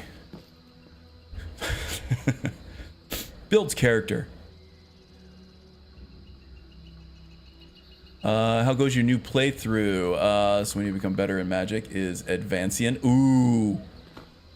Grown worthy. I love it. Joe bringing the dad jokes. The Dwemer Scholar, autocannon specialist is definitely challenging so far. The only problem I love the autocannon, it's great. The only problem I have with the autocannon is aiming it. I'm excited to see a stream and see how you manage that. Sorry to cough in all y'all's ears.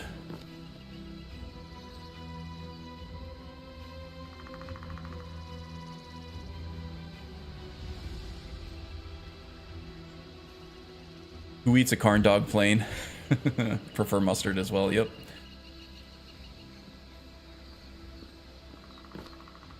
I don't put mayo on my hot dogs either, but I could see why someone would like it. Actually, when I went to Iceland a few years back, they have hot dog like shops all over the place. They're real into their hot dogs in Iceland, and I'm here for it. But honey mustard and the fried onions, the fried crispy onions, the ones that you get in the little cardboard canister or whatever. That is the hot dog end game, folks. Man, my mouth is watering now. I might have to go get some hot dogs.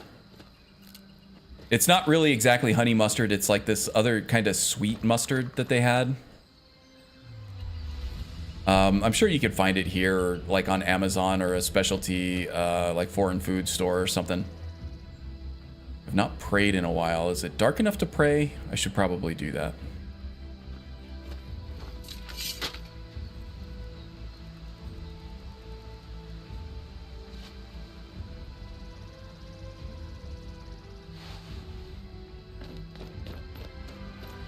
Yeah, it's good stuff. It was never something that I would have decided to put on my own hot dog or ever tried if it wasn't like an option that I had at one of these hot dog shops in Iceland. But yeah, it's good stuff, guys.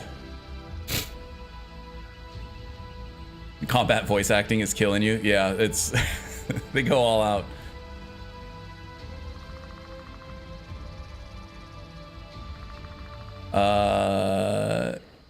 Common knowledge that Magus likes it hard. For sure. Yep, my game is a death trap. Heavy armor, axe, and shield doesn't even help my orc. Jeez. Are you using tonal architects? I've had it in my mod list for a long time, and I've played around with it a little bit just to make sure that the mod was working. It's an Ision's Dwemer magic pack. It kind of seems like it should have been in Triumvirate. But I do want to do a build based on that at some point, but the problem is I just have so many builds and so little time to play them.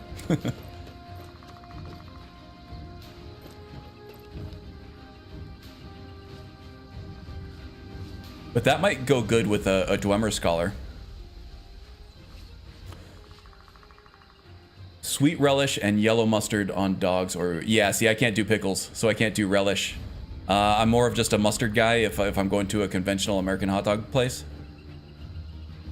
Love relish on my hot dog with some ketchup. Love honey barbecue sauce on my corn dog. That sounds pretty good, actually. We always talk about food on stream. I love it. I know, man. It always happens like when I still have like more than an hour left of my stream. So I just got to sit here and play Skyrim and talk to you guys. But like my stomach is growling, my mouth is watering. I just want to eat something delicious. We always talk about the best food too. I'm buying everyone lunch. Yeah, thanks. I could use some lunch right now. No, you're not using tonal architects. No alchemy, no archery. Okay. So you're just a straight up warrior with the auto cannons, I guess. I have to admit, I'm not a honey mustard fan. I like spicy mustards, Dijon, brown, horseradish, that sort of thing. Yeah, I like the sweet flavor more than the spicy flavor myself. That's okay. We can still be friends. It's not a deal breaker, Joe. Just a sauce fan and yeah, no relish. Mustard all the way. My man.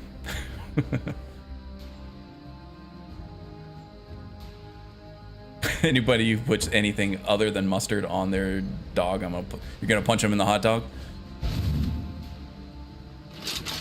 I mean, with that honey mustard and the crispy onions on there, might be worth a dick punch, Magus. Might be worth it.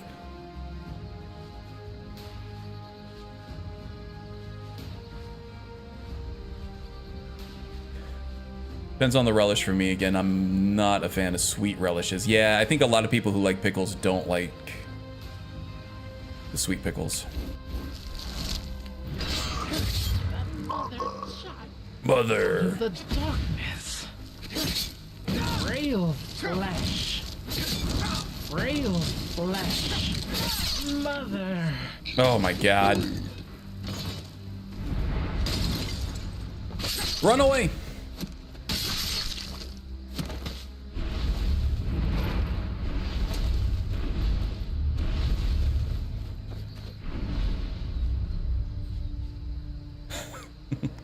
Okay, we have Shadow Warrior activated, so that should reset detection.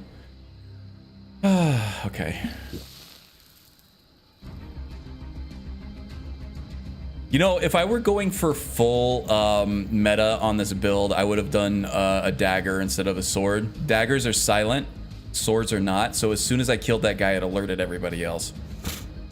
Dagger would not have. I want to kill that guy, though.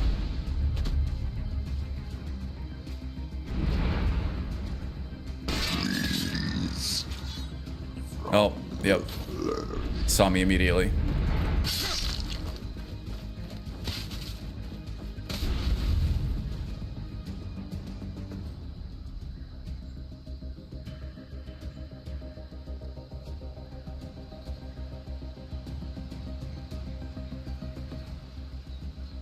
Woo. Scurry away. The temples of our mother will find us soon now.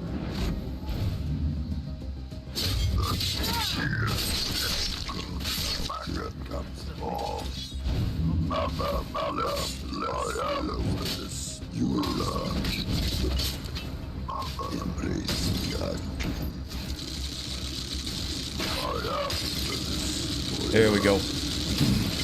Now we're cooking with gas. Okay, Shadow Mage has some powerful tools to deal with groups of enemies. That's for sure. The stronger they are, the stronger we are, because we can do shadow zombies. How about that? All right, let me see.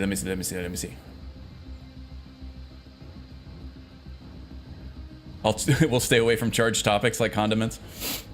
Oh man, if we start getting tribalistic about condiments, I'm gonna quit Earth.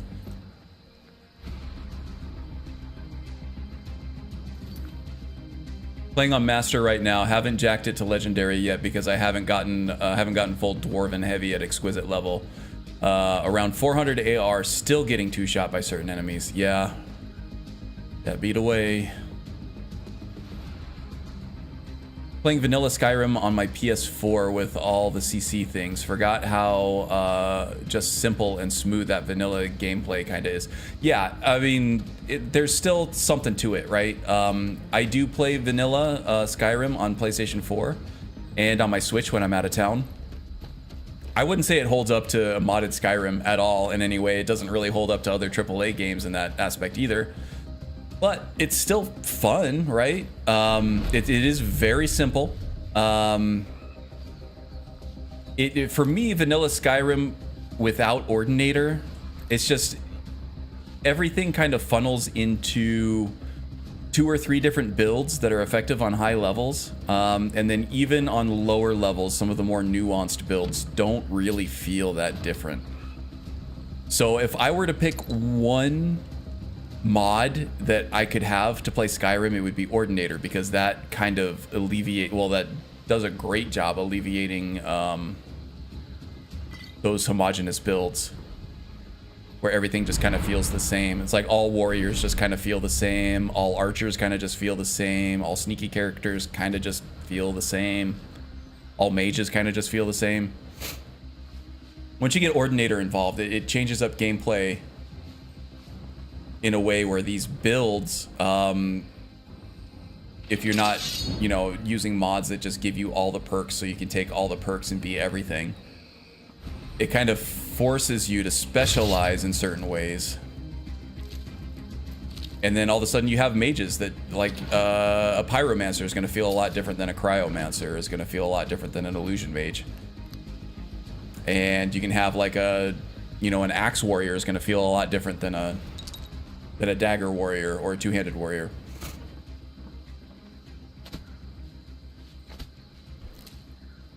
All about Ordinator for me. I might go try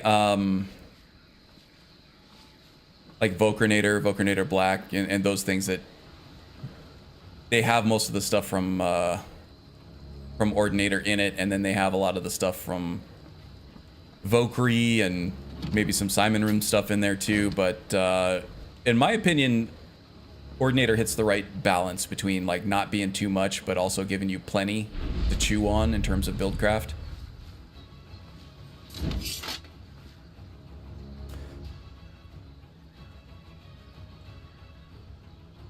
Sorry, I'm a little bit behind on chat because I concentrate on my game for a little bit and then I go to look over, and then I'm also a little bit delayed just through YouTube too.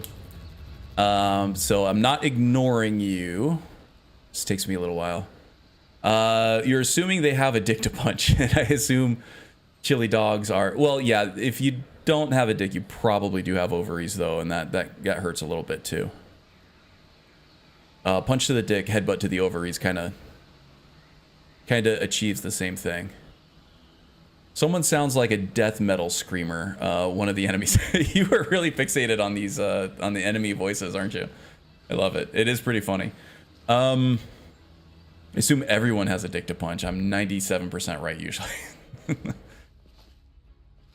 Let's see. I feel like that percentage is a bit high, a little bit.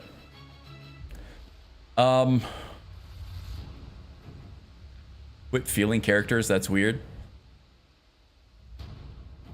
I mean, it's my own fantasy world, right? If I want to feel characters, I'm going to feel my characters. I can't grope real people in real life. I mean, Everybody kind of ruined that for me. So I got to do it in the game, right? I'm kidding. Kidding, I'm not a creep. Face-to-face W life. Ever since I discovered Triumvirate, every character I make becomes a shadow mage.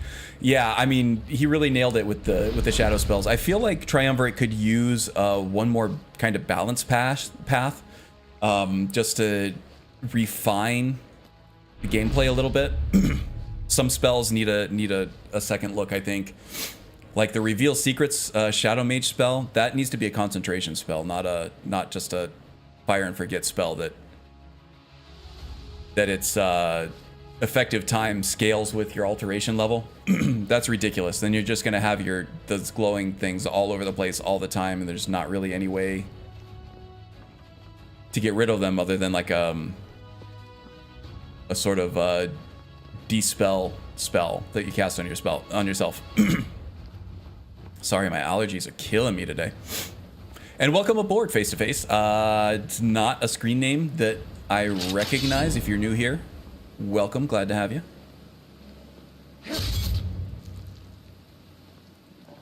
See, you are a Vocrinator fan as well.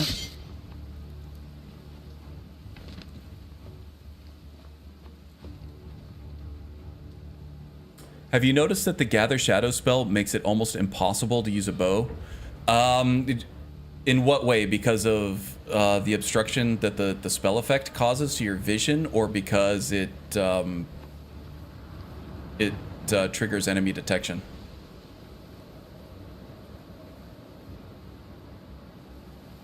Absolutely right about the reveal secret spell. Yeah, it seems like a perfectly easy fix too. I don't know if the effect for the spell effect has some kind of requirement to be fire and forget instead of concentration. Like maybe there wasn't a way to make it a concentration spell, but I feel like there is.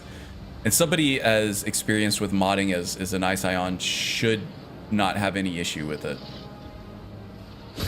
I keep meaning to go in there and see if I can if it's just an easy fix in the creation kit or even SSE edit to change it over to concentration, but my gaming time these days, especially lately, has been limited. I've been busy with work and some social obligations in real life and things like that. So I haven't had as much time for Skyrim as I'd like. Oh, I've been playing other games too. The releases these days, the last couple of years, have just been absolutely insane. So many good games to play. But yeah, I might see if I can tweak it on my own.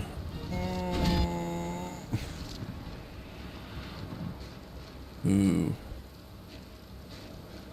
Do I have... No, Draining Touch. I want to use...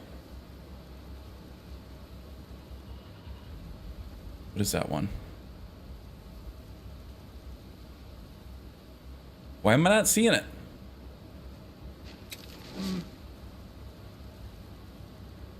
Possession. I want to use Possession on this one.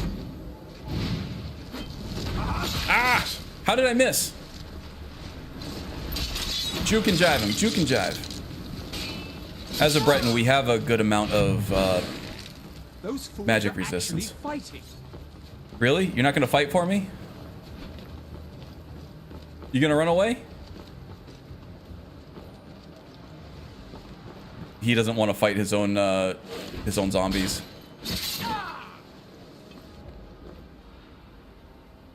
Yeah, well.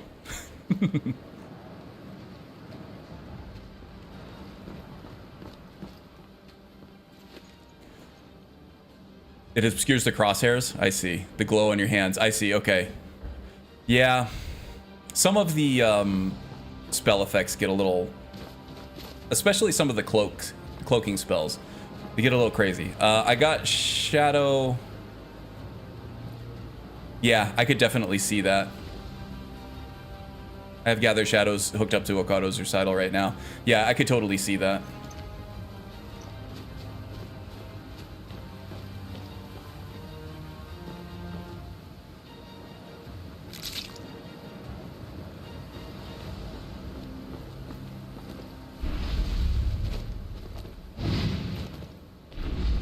So, what do you all think of my idea of letting smaller teams do smaller projects with like existing assets between big game releases?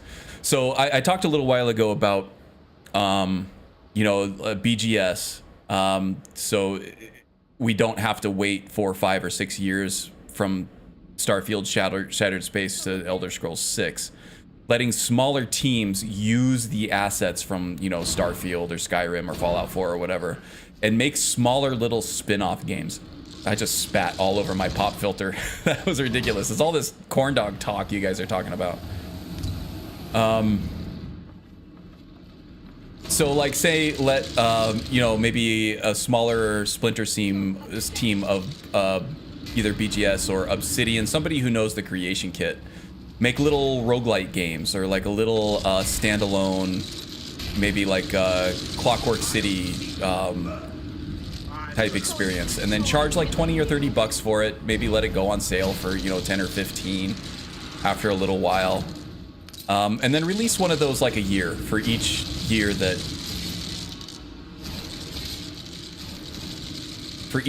we're waiting between mainline releases. I would be super happy to play like a roguelite game or a roguelike game from a smaller BGS studio. Something that they could get out in a year, they can charge a smaller price for, but keep their audience engaged. I would be all about that. Something like Arcane Austin, RIP, did with Prey Moon Crash is what I'm thinking. I feel like they had like a very small team that didn't spend very much time at all getting that roguelite mode out. Or that was more of a roguelike mode. I don't actually know what that was. That didn't really fit into anything, but it was a smaller, highly replayable experience made from the same engine, from the same assets as that full game, and they were able to release it between that and Redfall. Before they went all in on the whole microtransaction live service bullshit.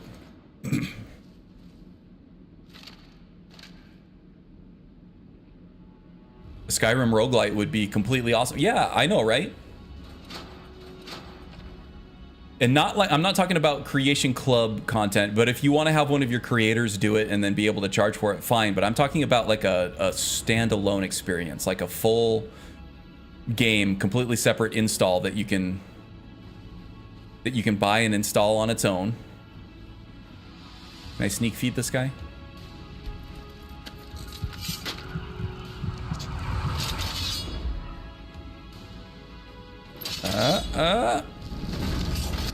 Why? I'm bugged. Okay, there we go. Yeah, I'm bugged. God damn it.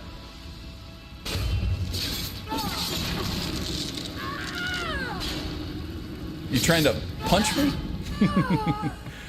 I got in some kind of weird animation bug with that sneak feed where it kept. It's like that bug where you try to unsheath or resheath your sword before the animation is complete, and he just kind of redoes the animation. It's kind of like I was stuck in that while he was doing his sneak feed stuff. It was rough.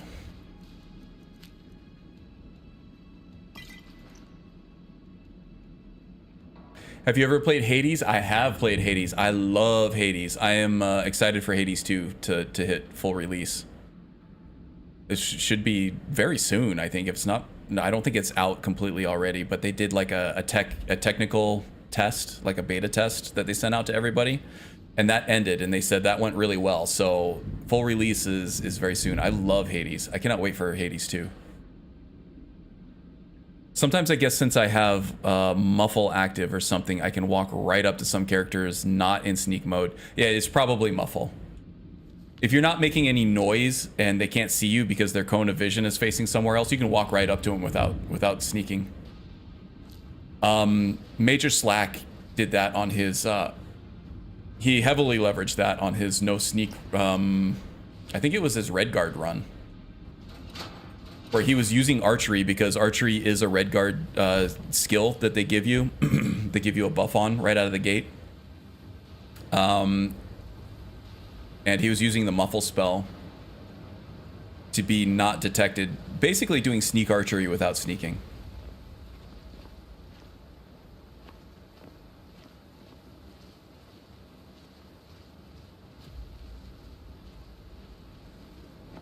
Hades was such a good game. Technically, gameplay, everything was so refined and clean, no issues. Yeah, but that did have, that's another one, like Baldur's Gate 3, when it came out. It was like super good, people loved it, but it did have a very lengthy early access period. It looks like Hades 2 is kind of just more Hades, which is not a bad thing at all. So I don't think they need that lengthy of an early access period that Hades 1 did. Because they already have all the kinks worked out, and this is more just like an overhaul of an existing game than a completely new game all on its own. Which is fine, because Hades 1 was absolutely amazing. Here we go. I like the idea of Satellite Studios developing small games, or even smaller, you know, smaller teams of the same studio. Like maybe having like a small, you know, 5-person team work on small little replayable experiences within the creation kit using, you know, Skyrim assets or Starfield assets or Fallout assets or whatever. Maybe just little stories that you can replay. Roguelite modes would be amazing, and I think that the creation engine would work really well with those types of games. I'd be into it. I mean, Skyrim Permadeath is basically Skyrim roguelike. It is a roguelike. Using something like Shadow of Skyrim makes it more of a roguelite, where where death is part of it. But you don't really die. You just kind of incur some penalty, but you get to keep most of your progression and go try again. So this stuff has already been done by mods before, but I'm talking about, like, because of the repeated replayable nature of a roguelite or a roguelike, and it's randomization, you don't really need a full open world. You could have, you know, 2 or 3 or 4 sort of smaller to mid-size areas to explore and fight through. Of course, you'd have to crank up the difficulty super high from where they're based now in Skyrim and Starfield and even Fallout in order for that to be even any kind of a challenge. But I feel like you could get something out like that within a year. Throw it up on Steam or Game Pass, Microsoft Store, or wherever else. Some kind of digital storefront. Keep your players happy and engaged. Keep your shareholders happy, because you have more releases that you're doing. And you're not spending as much development time and money on it as well, you know? I would love to see something like that. Possession is what I'm looking for. Here we go. Is someone there? Nope. Okay, now I have an arch necromancer to fight this other necromancer. I think I took him too far out of his route. Yeah, well.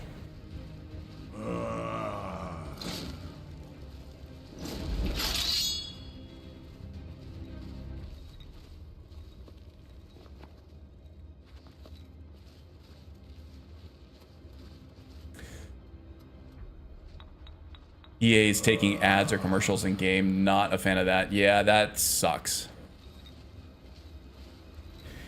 Yep, AAA gaming industry is turning into an Ouroboros. It's way too top heavy. Now you have executives making creative decisions to make shareholders happy, where both developers and players, who are the lifeblood of the industry, are both being, you know, punished. It just sucks.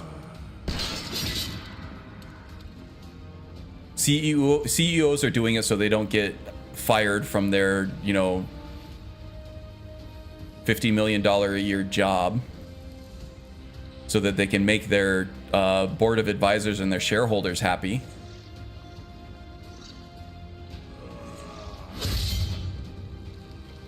And they're dictating, they're making these creative decisions, and they're dictating them to their developers and their true creative people and their visionaries. Quality is suffering, player experience is suffering for it. Also, that a game can make more and more money every year, instead of just being happy with a profit that they made.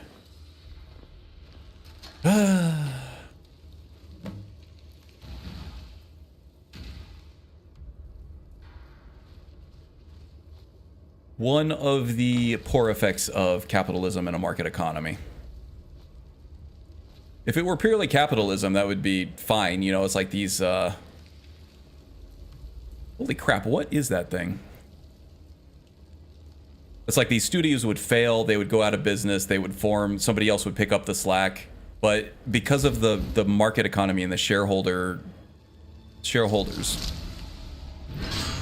having the bulk of the say, you end up having the head of the snake just eating the tail and the body and everything else that it needs to survive, until they start eating themselves.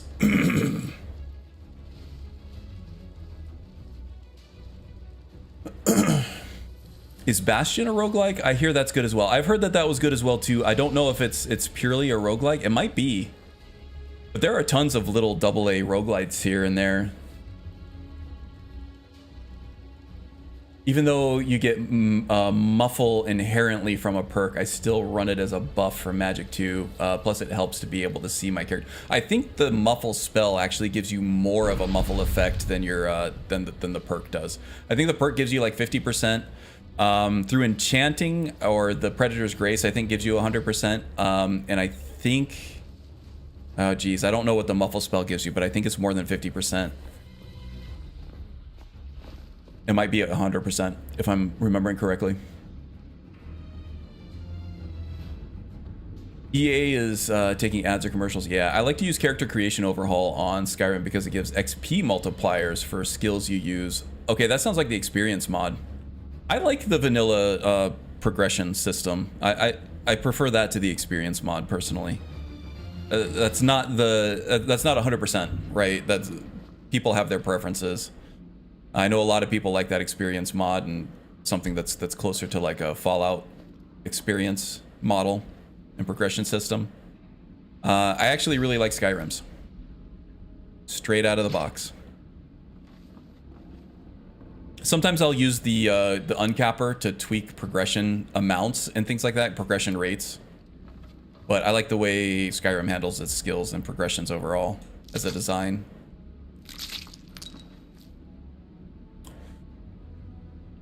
Speaking of Starfield, I'm going to make a prediction. 2 years from now, it would be all that everyone talks about. Well, I was talking about earlier how sentiment on Starfield is already changing. It's on the upswing, and it's only going to get better.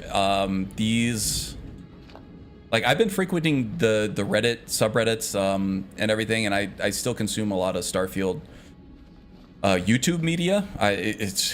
You really have to pick out the negative hate trains for Starfield on YouTube with a fine-toothed comb, but that slowed down a lot, and a lot of those people who were like very critical of Starfield, and some for good reasons, some for, you know, kind of not great reasons. There definitely is criticism to be had of Starfield, that's for sure. I'm not saying it's perfect. It's far from perfect, but so is every other Bethesda release, including Skyrim. Skyrim gets closer to perfect through mods, but the base offering from Bethesda was it's far from perfect, and there's a lot of quality of life and usability things that are missing until you put mods into it. My argument is that Starfield is pretty much on par with all other BGS releases.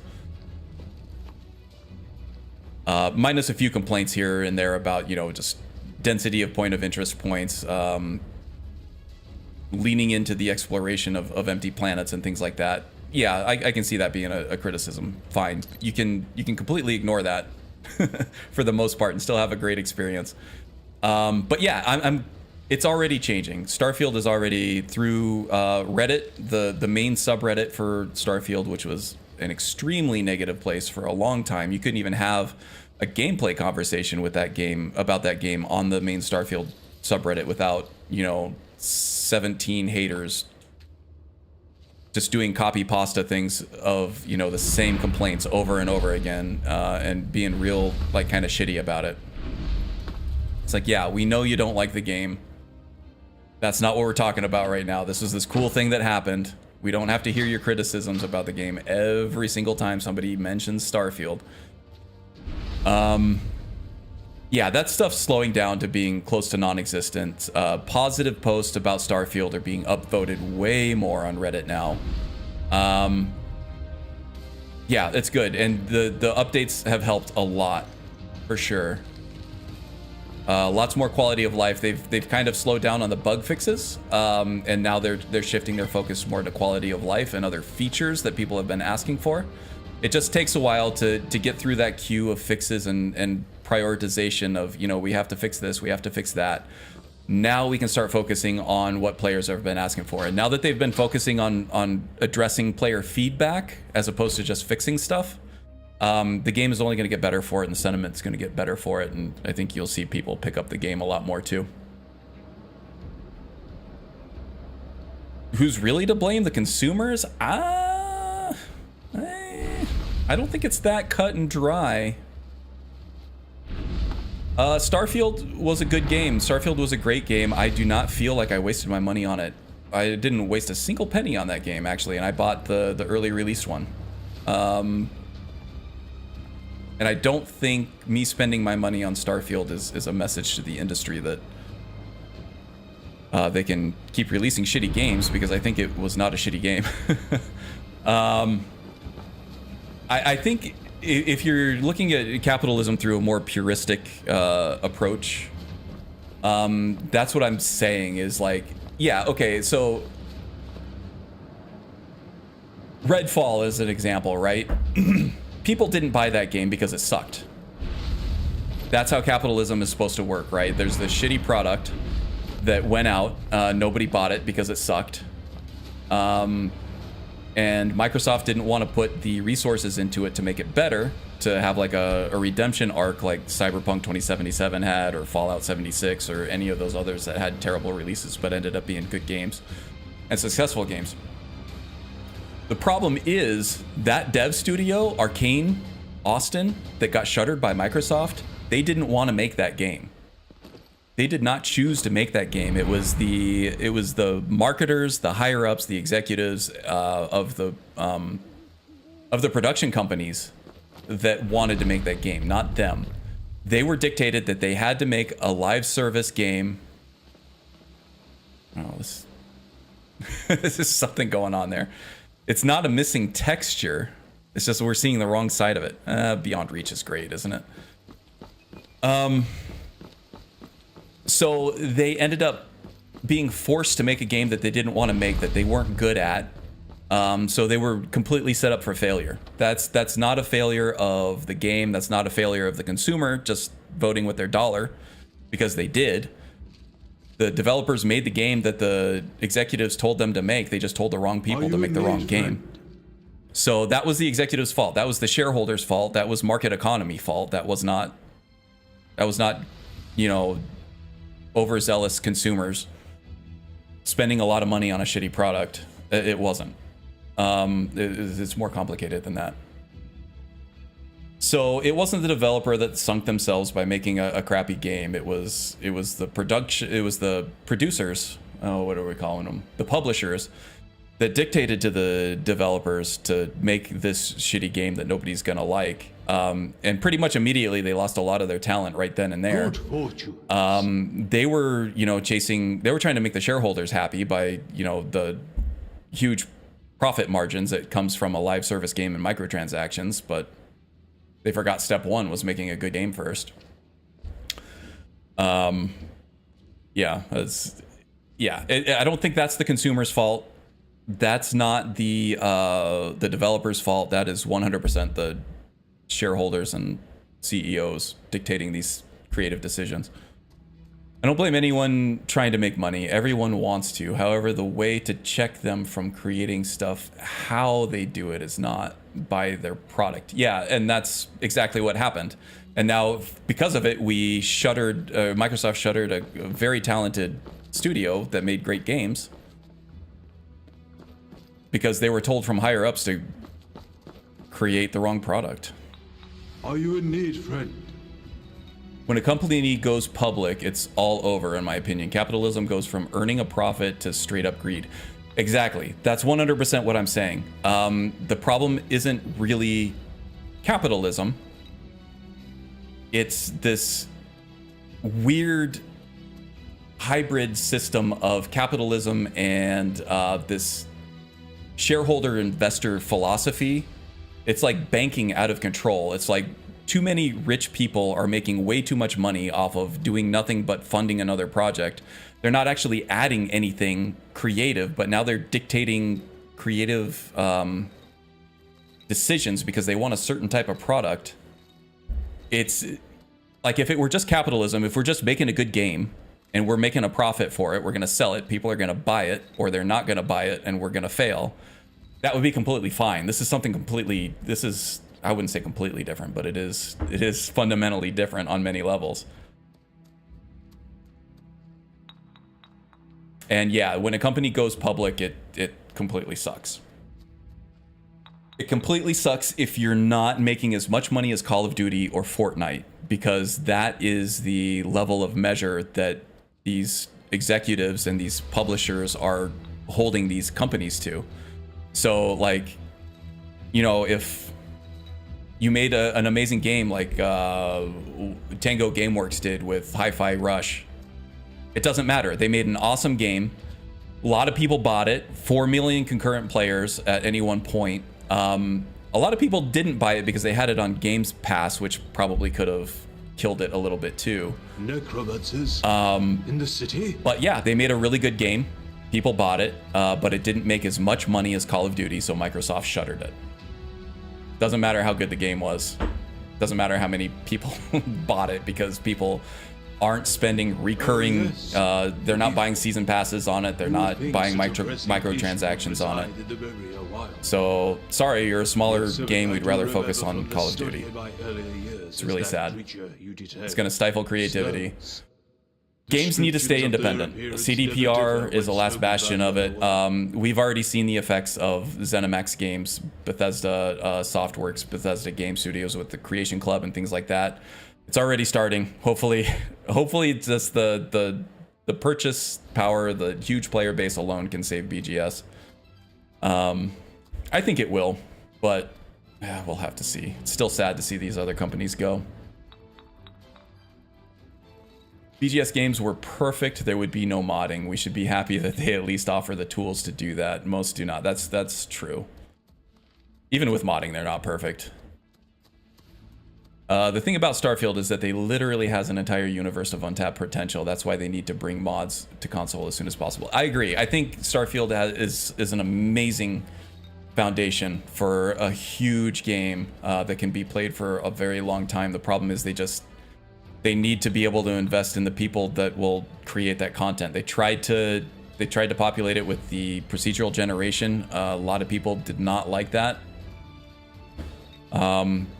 I have my complaints about it. I think it's fine for what it is because you still have free reign on creating your character concept and doing your role play and stuff like that. And the hand built stuff is actually really good in Starfield.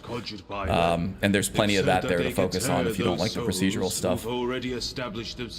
Wrong people in charge rarely works out, like Kathleen Kennedy running Star Wars for Disney. Again, my opinion.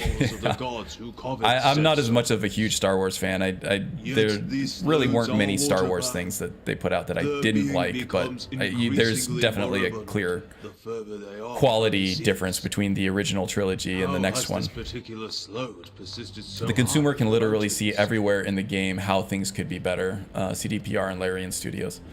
Yeah, CDPR, Larian, they're kind of bastions of independent studios, and I really hope they don't go anywhere. CDPR is kind of already dipping into less independence by retiring the Red Engine and going for Unreal Engine, but at least that's not a publisher. That's just what they're using to make their games. Magic only explains so much, yet without any other explanation, it will suffice. They can go public, but someone still has to buy what they're selling for them to make money. I won't necessarily disagree with that because it contributes, but there are a lot who don't go public. Yeah, sure, they are a lot, and they don't have to deal with the... Of course. Well, a lot, but I skirted the principal fear in the last 2 or 3 years, that number of independent studios is dwindling fast. They're, between Embracer Studio, and Microsoft, and even Sony has been, what do they call them? Going further, acquisitions. They've been acquiring studios for, you know, the last 5 years at an extremely high rate. Some say they can live indefinitely. Yeah, there are very few, especially for AAA games. I can think of Larian and CDPR. I can't really think of another independent AAA studio off the top of my head. From Software is a Japanese studios are a little bit different. They don't have the same market economy that we do here. The problem is with the market economy here, you can't just have a product and sell it and make a profit and everybody be happy. That product has to be able to make more money the next year than it did the year before, and then it has to be able to make more money the year after that than it did this year, and on and on and on for shareholders to be happy. If they're not happy, they're going to take their money out and they're going to put it somewhere else. And these over bloated huge companies like, you know, Ubisoft, Microsoft, these other huge publishers that have, you know, they're very top heavy. They have these very, very hungry mouths to feed at their executive levels. And it's in their best interest because it's the board of advisors and the shareholders who get to say whether or not they keep their job. It's not enough just to have a good game come out and have people buy it and make a profit. It's got to have a growing profit. They have to have double-digit growth year after year after year. Otherwise, those shareholders are going to take their money out and put it somewhere else. The independent studios, they don't have to worry about that. They can put out a game just like you're saying, Magus. Put out a good game, make a big profit, and everybody's happy. They don't have those hungrier mouths to feed at the top, and they don't have any shareholders dictating to them from the top down that they need to be more profitable next year than they were this year, regardless of how good they were this year. Sucks. The consumer can literally see CDPR. The shareholders and CEOs aren't gamers. No, they're not. Phil Spencer seems to play games, and he seems to have a genuine love for the games, but even he has bosses, right?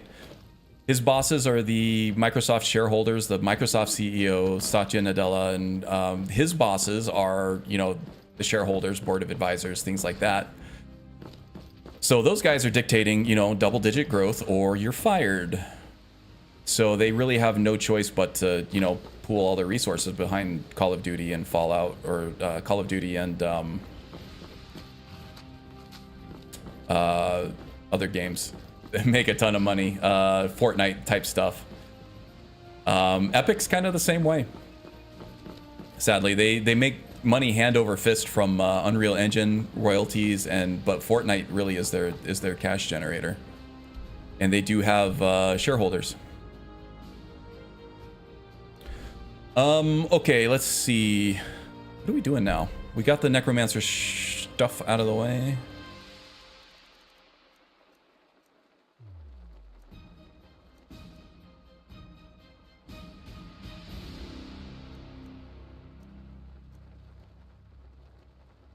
Jarobar up the maw. That sounds painful. Let's see. That seems to be the last one. Reach Jarobar up the maw. Weirdly phrased. Okay.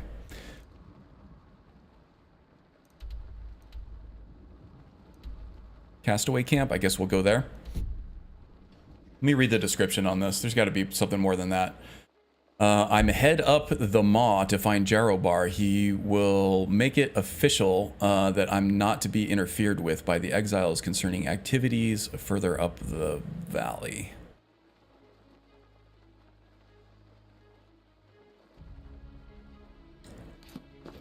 Okay, not a lot of not a lot of what were the other things I've done? Speak with Elrich, discover secrets of the Lord. Okay, so this is more stuff from Arnima with Lord Mortivane. We're gonna learn more about Mortivane and his secrets. All right. Back at it.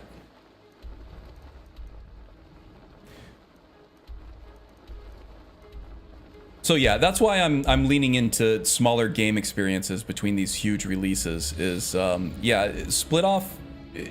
At some point, adding more people to a large AAA production is not going to help. It's just going to hinder the people who are actually productive and doing their job. But instead of that, you can split those off into other teams and have them work on those smaller projects, like those roguelites and roguelikes and other smaller, more arcadey experiences, using those assets. So now you get to reuse those really expensive assets. You get more releases, more gamers spending more money between huge releases. That'll make shareholders happy, even in the current market economy. So we're not risking hundreds of millions of dollars trying to produce a huge AAA open world game and just hoping that that releases at a time when there's not another huge AAA game that's better. And risking losing, not making your money back on that. Smaller, faster games to produce will, I think, will make everybody happier. AI can help with that a little bit, as long as, you know, the executives don't abuse that, which they will, undoubtedly. Have I been playing Fallout 4? No, I have not. I have played a lot of Fallout 4. I haven't gotten the same itch to play it that other people have because I played it more recently. So yes, I did watch the Fallout series, right? And I loved it. It did make me fall in love with the Fallout world again. And then I thought about playing Fallout 4 and I was just like, I've played so much Fallout 4 in the last few years. I don't really need to do it again.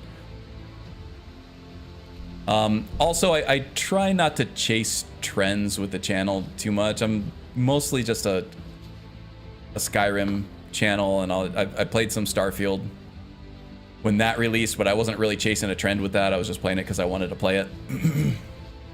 But in my experience, when you play these trendier games, and Fallout 4 is having a moment right now, Fallout 76 is having a big moment right now too. But Fallout 4 specifically is an open world single player game that you can play forever and ever. Yeah, in my experience, when you try to chase trends like that, you end up running into hundreds of other streamers and content creators that are trying to do the exact same thing. And then suddenly you have a ton of competition that you didn't before, even though you're creating content for a more popular game, right?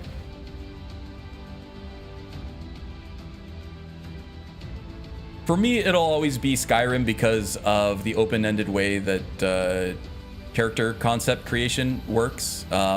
Character builds, specifically. Especially with mods.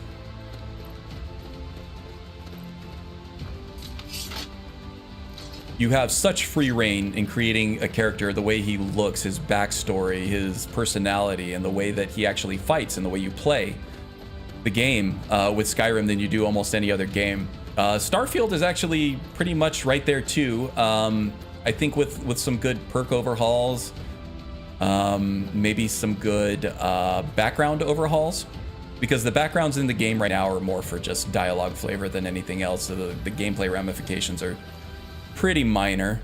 You can get there. With Fallout 4, you're a little more pinned, and all Fallout games really, you're a little more pinned into this specific backstory with this specific character.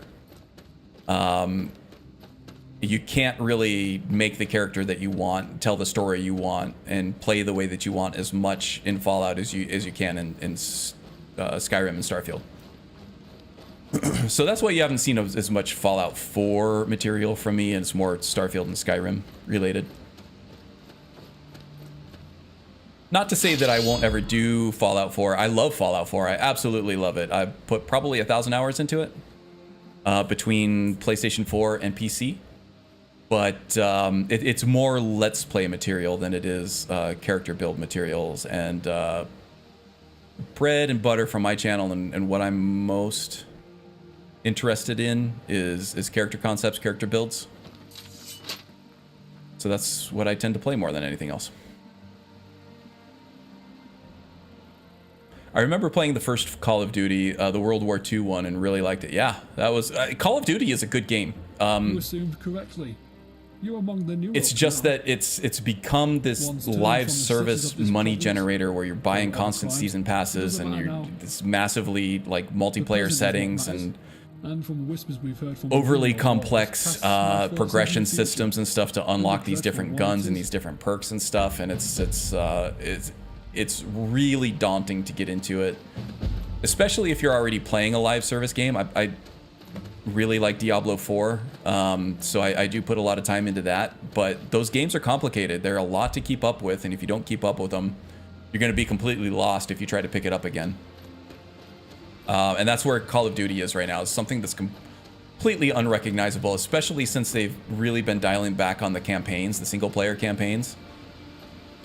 From where they were, you know, back in the good old days of their Call of Duty 1 World War II stuff. Call of Duty was great. Medal of Honor was great, but those have all, you know, switched to that live service model that are just, they're too much for most people. It feels different after the show. Like, I saw the first Harry Potter movie. The books seemed more real. I can get that. Yeah, it does change your perspective on things. I think that... I don't know if you play Cyberpunk 2077 and saw the Edge Runner anime series on Netflix, but I think that had the same effect for a lot of people with Edge Runners and Cyberpunk the game. CDPR did a huge amount of work fixing that game, and then, you know, refining it and overhauling it with new skill systems and everything like that. They did a huge amount to make the game better, for sure. But the core fundamentals of that game did not change. The sentiment for the game did change, however, and the sentiment was pretty much all attributed, in my mind, to that Edge Runners anime. And that's really what turned that game around. It wasn't that the fact that they fixed the game, because the game worked fine for, you know, a huge amount of people that played it. I'm supposed to kill these guys, aren't I? How do I get in here? I think I can get up there. But yeah, it was not so much the fact that they fixed their game.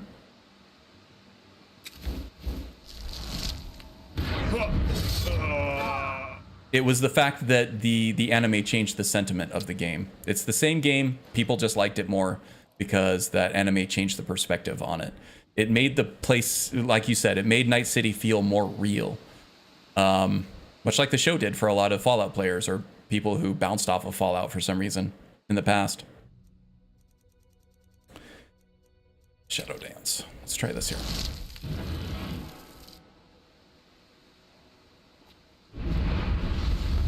Here we go. A true ninja infiltrator will find a way in other than the front door, which is what I just did. Oh, definitely in regards to Cyberpunk and the anime. Yeah. Yep. Sometimes, yeah, it doesn't matter how good the game is. If sentiment is bad, people are gonna hate on it. If, you know, sentiment is good, people are gonna buy it and play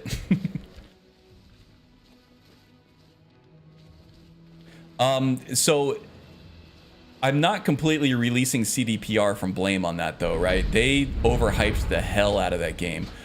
The marketing team went completely off the hinges with that. That game did not need Keanu Reeves, but they spent millions of dollars to get him in the game and to hype the game up. And then a lot of the marketing around the game was a complete misrepresentation of what the game was. And when people got into the game and they felt like the choices that they were making in dialogue and in gameplay weren't really affecting the world at all, like they were led to believe in the marketing material, then yeah, of course that led to a crappy sentiment and led them to, you know, go on these tirades. Ooh, let's see if we can reset detection on these guys. So yeah, the hype machine that CDPR created for that game is very much to blame for the reception of the game as well. Backdoor entrance. You are in a mood today, aren't you, Silent Echo? He's loving that the swords going up someone's ass and the backdoor entrances. No, we're all kind of like that around here. There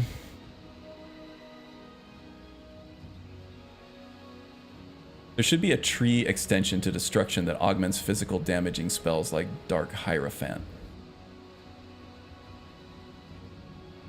Ah, okay, yeah. Damage scaling and destruction is a problem in vanilla.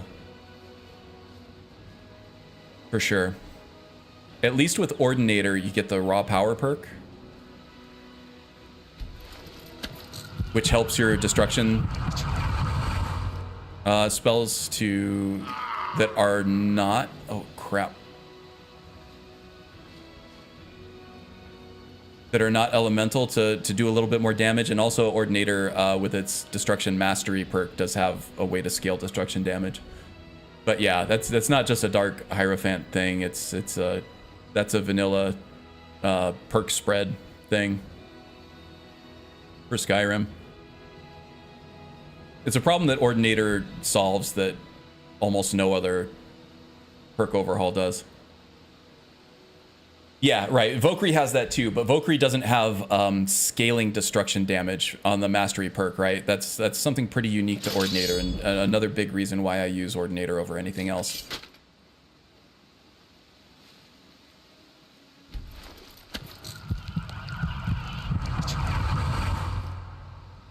Yeah, Ordinator and Valkyrie both have it.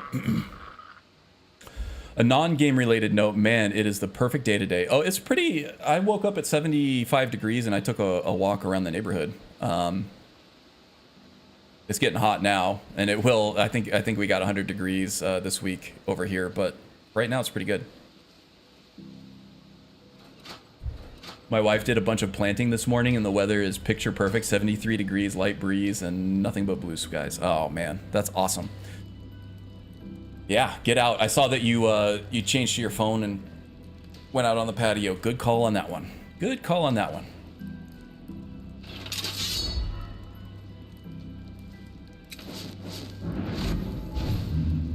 Oh, screwed that up. I think it's this one I need.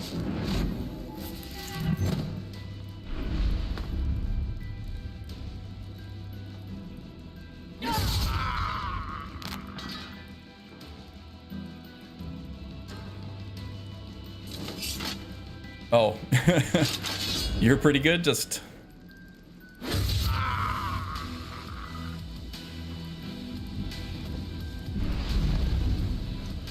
Just watching me there? Was I supposed to talk to this guy?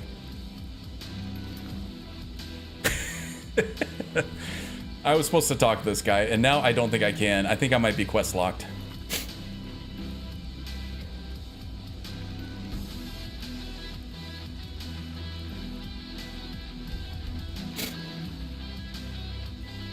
Talking about a beautiful day. I live in Bermuda. It's gorgeous. Oh man, I've never been to Bermuda, but I keep getting like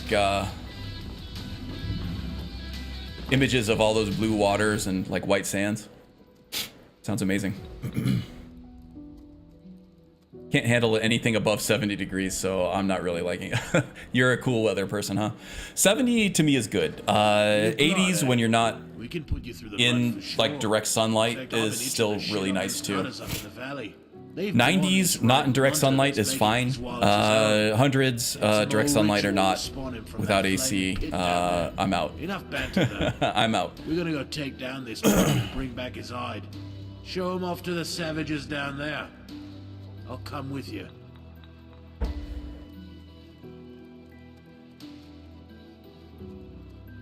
Okay, I'm up for some flaying. Sorry I killed your dudes outside. You're a lucky kid.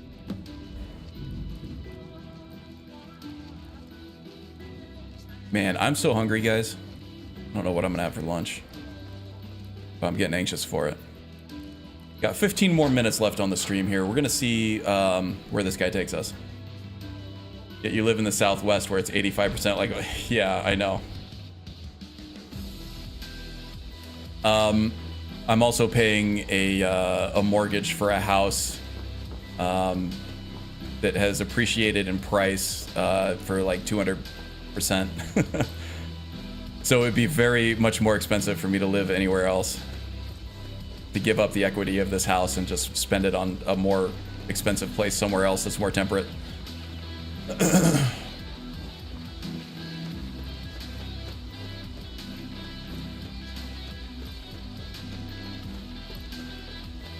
So there's that. I also like I like my job. I like where I work, and it is a remote job now, but it might not always be that way. So I like being here for that. I also do have friends and family here that I would be kind of sad to see go. But mostly, you know, property values have gone way up, but right now the taxes are still low. It's still very livable. I got into the real estate market when the getting was good, that's for sure. So at least for me right now, it's much more affordable to live here. I can save for retirement here a lot more effectively than I would be able to in many other places. So that's what's keeping me here.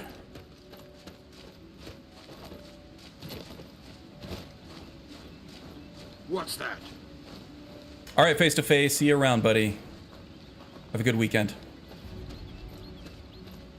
I keep looking at listings in Tennessee. I've actually, you're not the first person. We have a rat on our hands. Tennessee might be a nice place. We have, I have some family that's moving out there. There's a cousin of mine came down with MS, and the heat and the dryness here is just causing her all kinds of problems.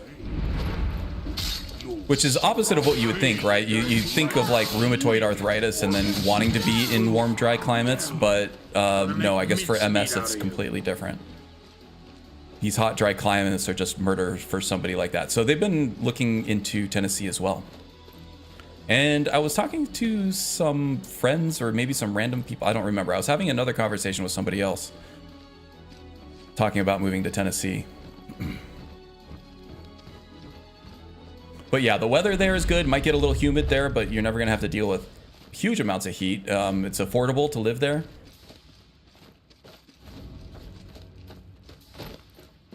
Of course, the word on that keeps getting out, and it is going to be another Arizona where, you know, it was like a more affordable place for people from Texas and California to move to, but still to like keep that same like atmosphere where everything's still available and. But you have more affordable property values and property taxes and things like that. But now it's like real estate here is it's appreciated so much that it's hard to it's not as accessible as it was. Word keeps getting out on Tennessee, then it'll be that way soon too. Can't stand it here because of the weather. Yeah, I mean the humidity there is not great. I was in Wyoming this past week. That's where I went on my vacation, and it was actually snowing there every single day in the middle of May. That was nuts. But I enjoyed it because I don't have to live in it. I would much rather visit it than live in it for sure. But I really enjoyed the colder weather and the snow while I was there.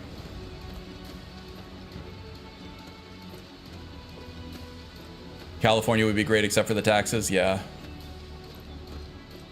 Part of me, okay, so the tax rates I think are a little higher in California for sure, but it's the property values. They appreciate so much that even if you aren't increasing tax rates that much, the property values still highly increase the taxes that you're paying because your property values keep going up year after year, so you're paying more. Even if the tax rates don't go up, your taxes still are going to go up. That's what I've seen here anyway. The tax rates aren't really going up much, but the way that the property values are going up is leading to, you know, much higher taxes.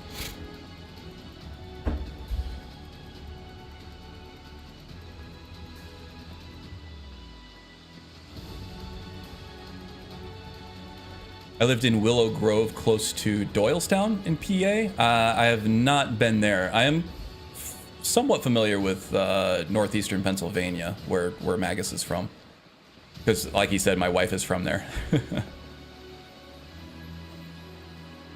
7,025% in. No, I know. 7.25. Yeah, it's pretty high. PA is 3.07. Yeah. Yeah, it's that kind of property tax on those kind of property values, you're going to be paying a lot. I remember, I don't know if you follow baseball at all, but Bryce Harper, one of the high-name stars in baseball, he was being courted by the Dodgers in LA, but he ended up going with the Nationals, I think, in DC, and then he went to Philadelphia eventually. The reason he didn't go to California, even though they were paying him a lot more money, was a lot of it had to do with tax rates there. Just being crazy. Oh, no, I don't. We're not giving out addresses and names and stuff or social security numbers. I don't feel like you're invading my privacy there. That's fine. It's killing in Philly too, yeah. Those Phillies, man. I mean, my Diamondbacks beat them in the playoffs last year. It was an epic series though, but man, that's that lineup is scary. You got Schwarber and you got Bryce Harper in there, and every time they came up with somebody on base, it was a nail biter, especially with how close those games were. That lineup there is scary. And it's not just Schwarber and Harper either. It's like they have a lot of sluggers on that team that are hard to get out. Really? Am I following you, or can I just talk to you? I guess I can just talk to you. Stop pissing me off. Fine, that sounds like a deal. Beasts are no match for steel. Ah, bloody beautiful. You'll want to call if we ever look at doing something big again. Wish we could teeth more coin to give you. I'll head back. They're your National League team, so you try to follow them. Yanks are your... Yeah, my wife's the Yankees team too. The northeastern Pennsylvania are very close to the Yankees. Very close to New York over there. That's always a fun road trip too. That's another place that's fun to visit. New York. It's become more like a New York, like downtown New York. New York is become more of like Disneyland or Disney World than an actual city anymore. It's like, I don't know, very touristy and everything, but it's nice. The food there is great. There's lots to see and do, but I would not want to live there. That's another place that's completely inaccessible to live unless you're super rich or grandfathered in. We met some people, some of my wife's, not co-workers, but somebody that she worked with at another company that had been in New York for a long time. She got a great deal on an apartment building in downtown New York. And talk about properties, you know, skyrocketing in value. Unless you got grandfathered in on one of those apartments, you're not getting in unless you're like a billionaire. Let's see. Set up your trophy kill to antagonize the witchmen. Ooh, nice. Hell yeah. This is what I think of your afflicted werewolves. Witchman. Now what? Now what? Let's see. Head to Kegor.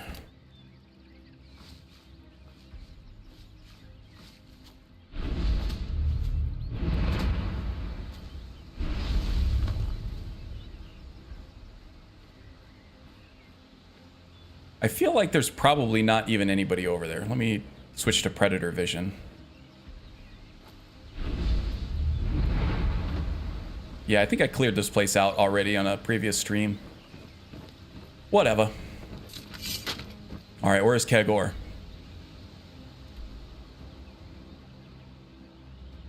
Where's my arrow? Oh, all the way up here. Okay, great.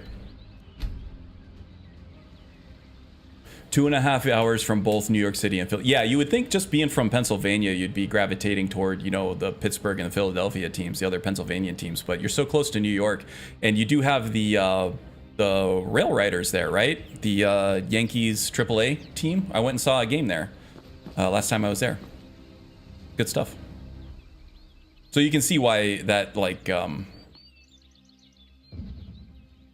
sort of cultivates a large New York following in that area over there, for sure. I get it. To some, it probably feels like 7,025%. Personally, I don't mind taxes if I get something for it. Better roads. Yeah, so I think our tax rates here are a little bit higher in the Scottsdale area that I'm from, but we get like these great facilities used. We have these awesome parks and awesome bike paths and things like that. So we actually get to see these really cool things. We have municipal volleyball leagues that we play in every year. So we don't mind it so much here.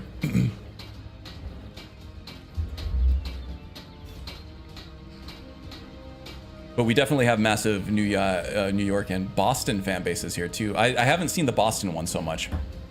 Boston has a huge fan base everywhere, though. I see. We have a big Boston fan base here. We have a big Chicago fan base here. We get a lot of snowbirds from Chicago, so we get a lot of Cubs and Bears fans out here.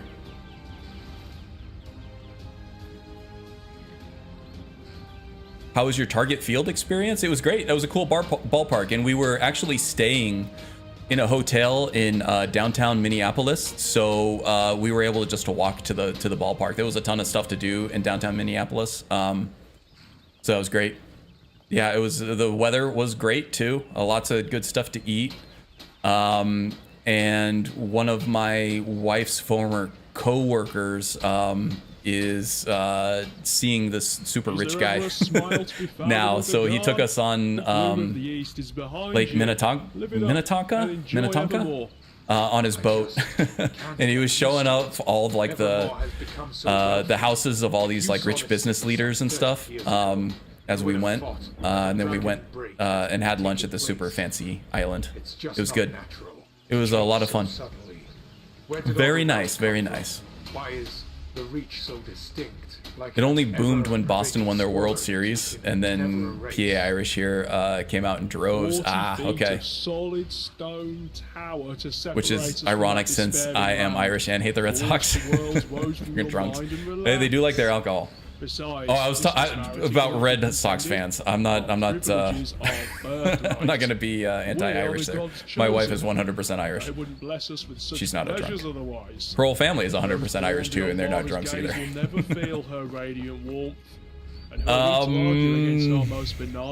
All right. I think I'm good stopping the stream here. We got 2 minutes left in my window. I think we pretty much hit a good stopping point. Oh, the brown faces on those kids back there. Every kid in Beyond Reach has a brown face. I need to update this mod. No one would suffer if they didn't deserve it. That's a rare breed, especially from here. Yeah, I know, Scranton. There's a lot going on in Scranton, substance-wise, for sure. Okay, I think that's it for me, guys. Thank you for joining me. It was a really warm welcome. I had a pretty good turnout. I think we had, the last I looked, we had like 18 or something folks on. That was awesome. Thanks for hanging out. I had a lot of good conversations. It was a lot of fun talking with you guys, catching up after I was gone for a week. Glad to be back. That's awesome. Happy preemptive Mother's Day to all the moms out there. I think that's tomorrow, right? Hope you have some good plans with your kids. Yeah, and if you are happening across this and you like what you see, do check out the description below. There's a lot of links. This is kind of a small world with this Skyrim stuff. Magus80 streams on Twitch. So does the Wind. The Wind's working on her Skyrim stuff. Magus80's in the middle of a playthrough now. The Panicked Monk has some really good stuff on his channel, Skyrim related. I'm really enjoying his current playthrough. Lots of Let's Plays, lots of live streams, lots of all kinds of other stuff. So do click around down there. Down there. Click around. You make me smile if you click around down there. I'm kidding. Yeah, I think that's it. Did my plugs, hyping up everybody. Yeah, I'll see you around in those chats. I'll see you around on the Discords and everywhere else. Until then, see you next week. Wow, she says. Since Strudel's not here, the Wind took it up. Thanks, guys. All right, I'll see you around. Take care.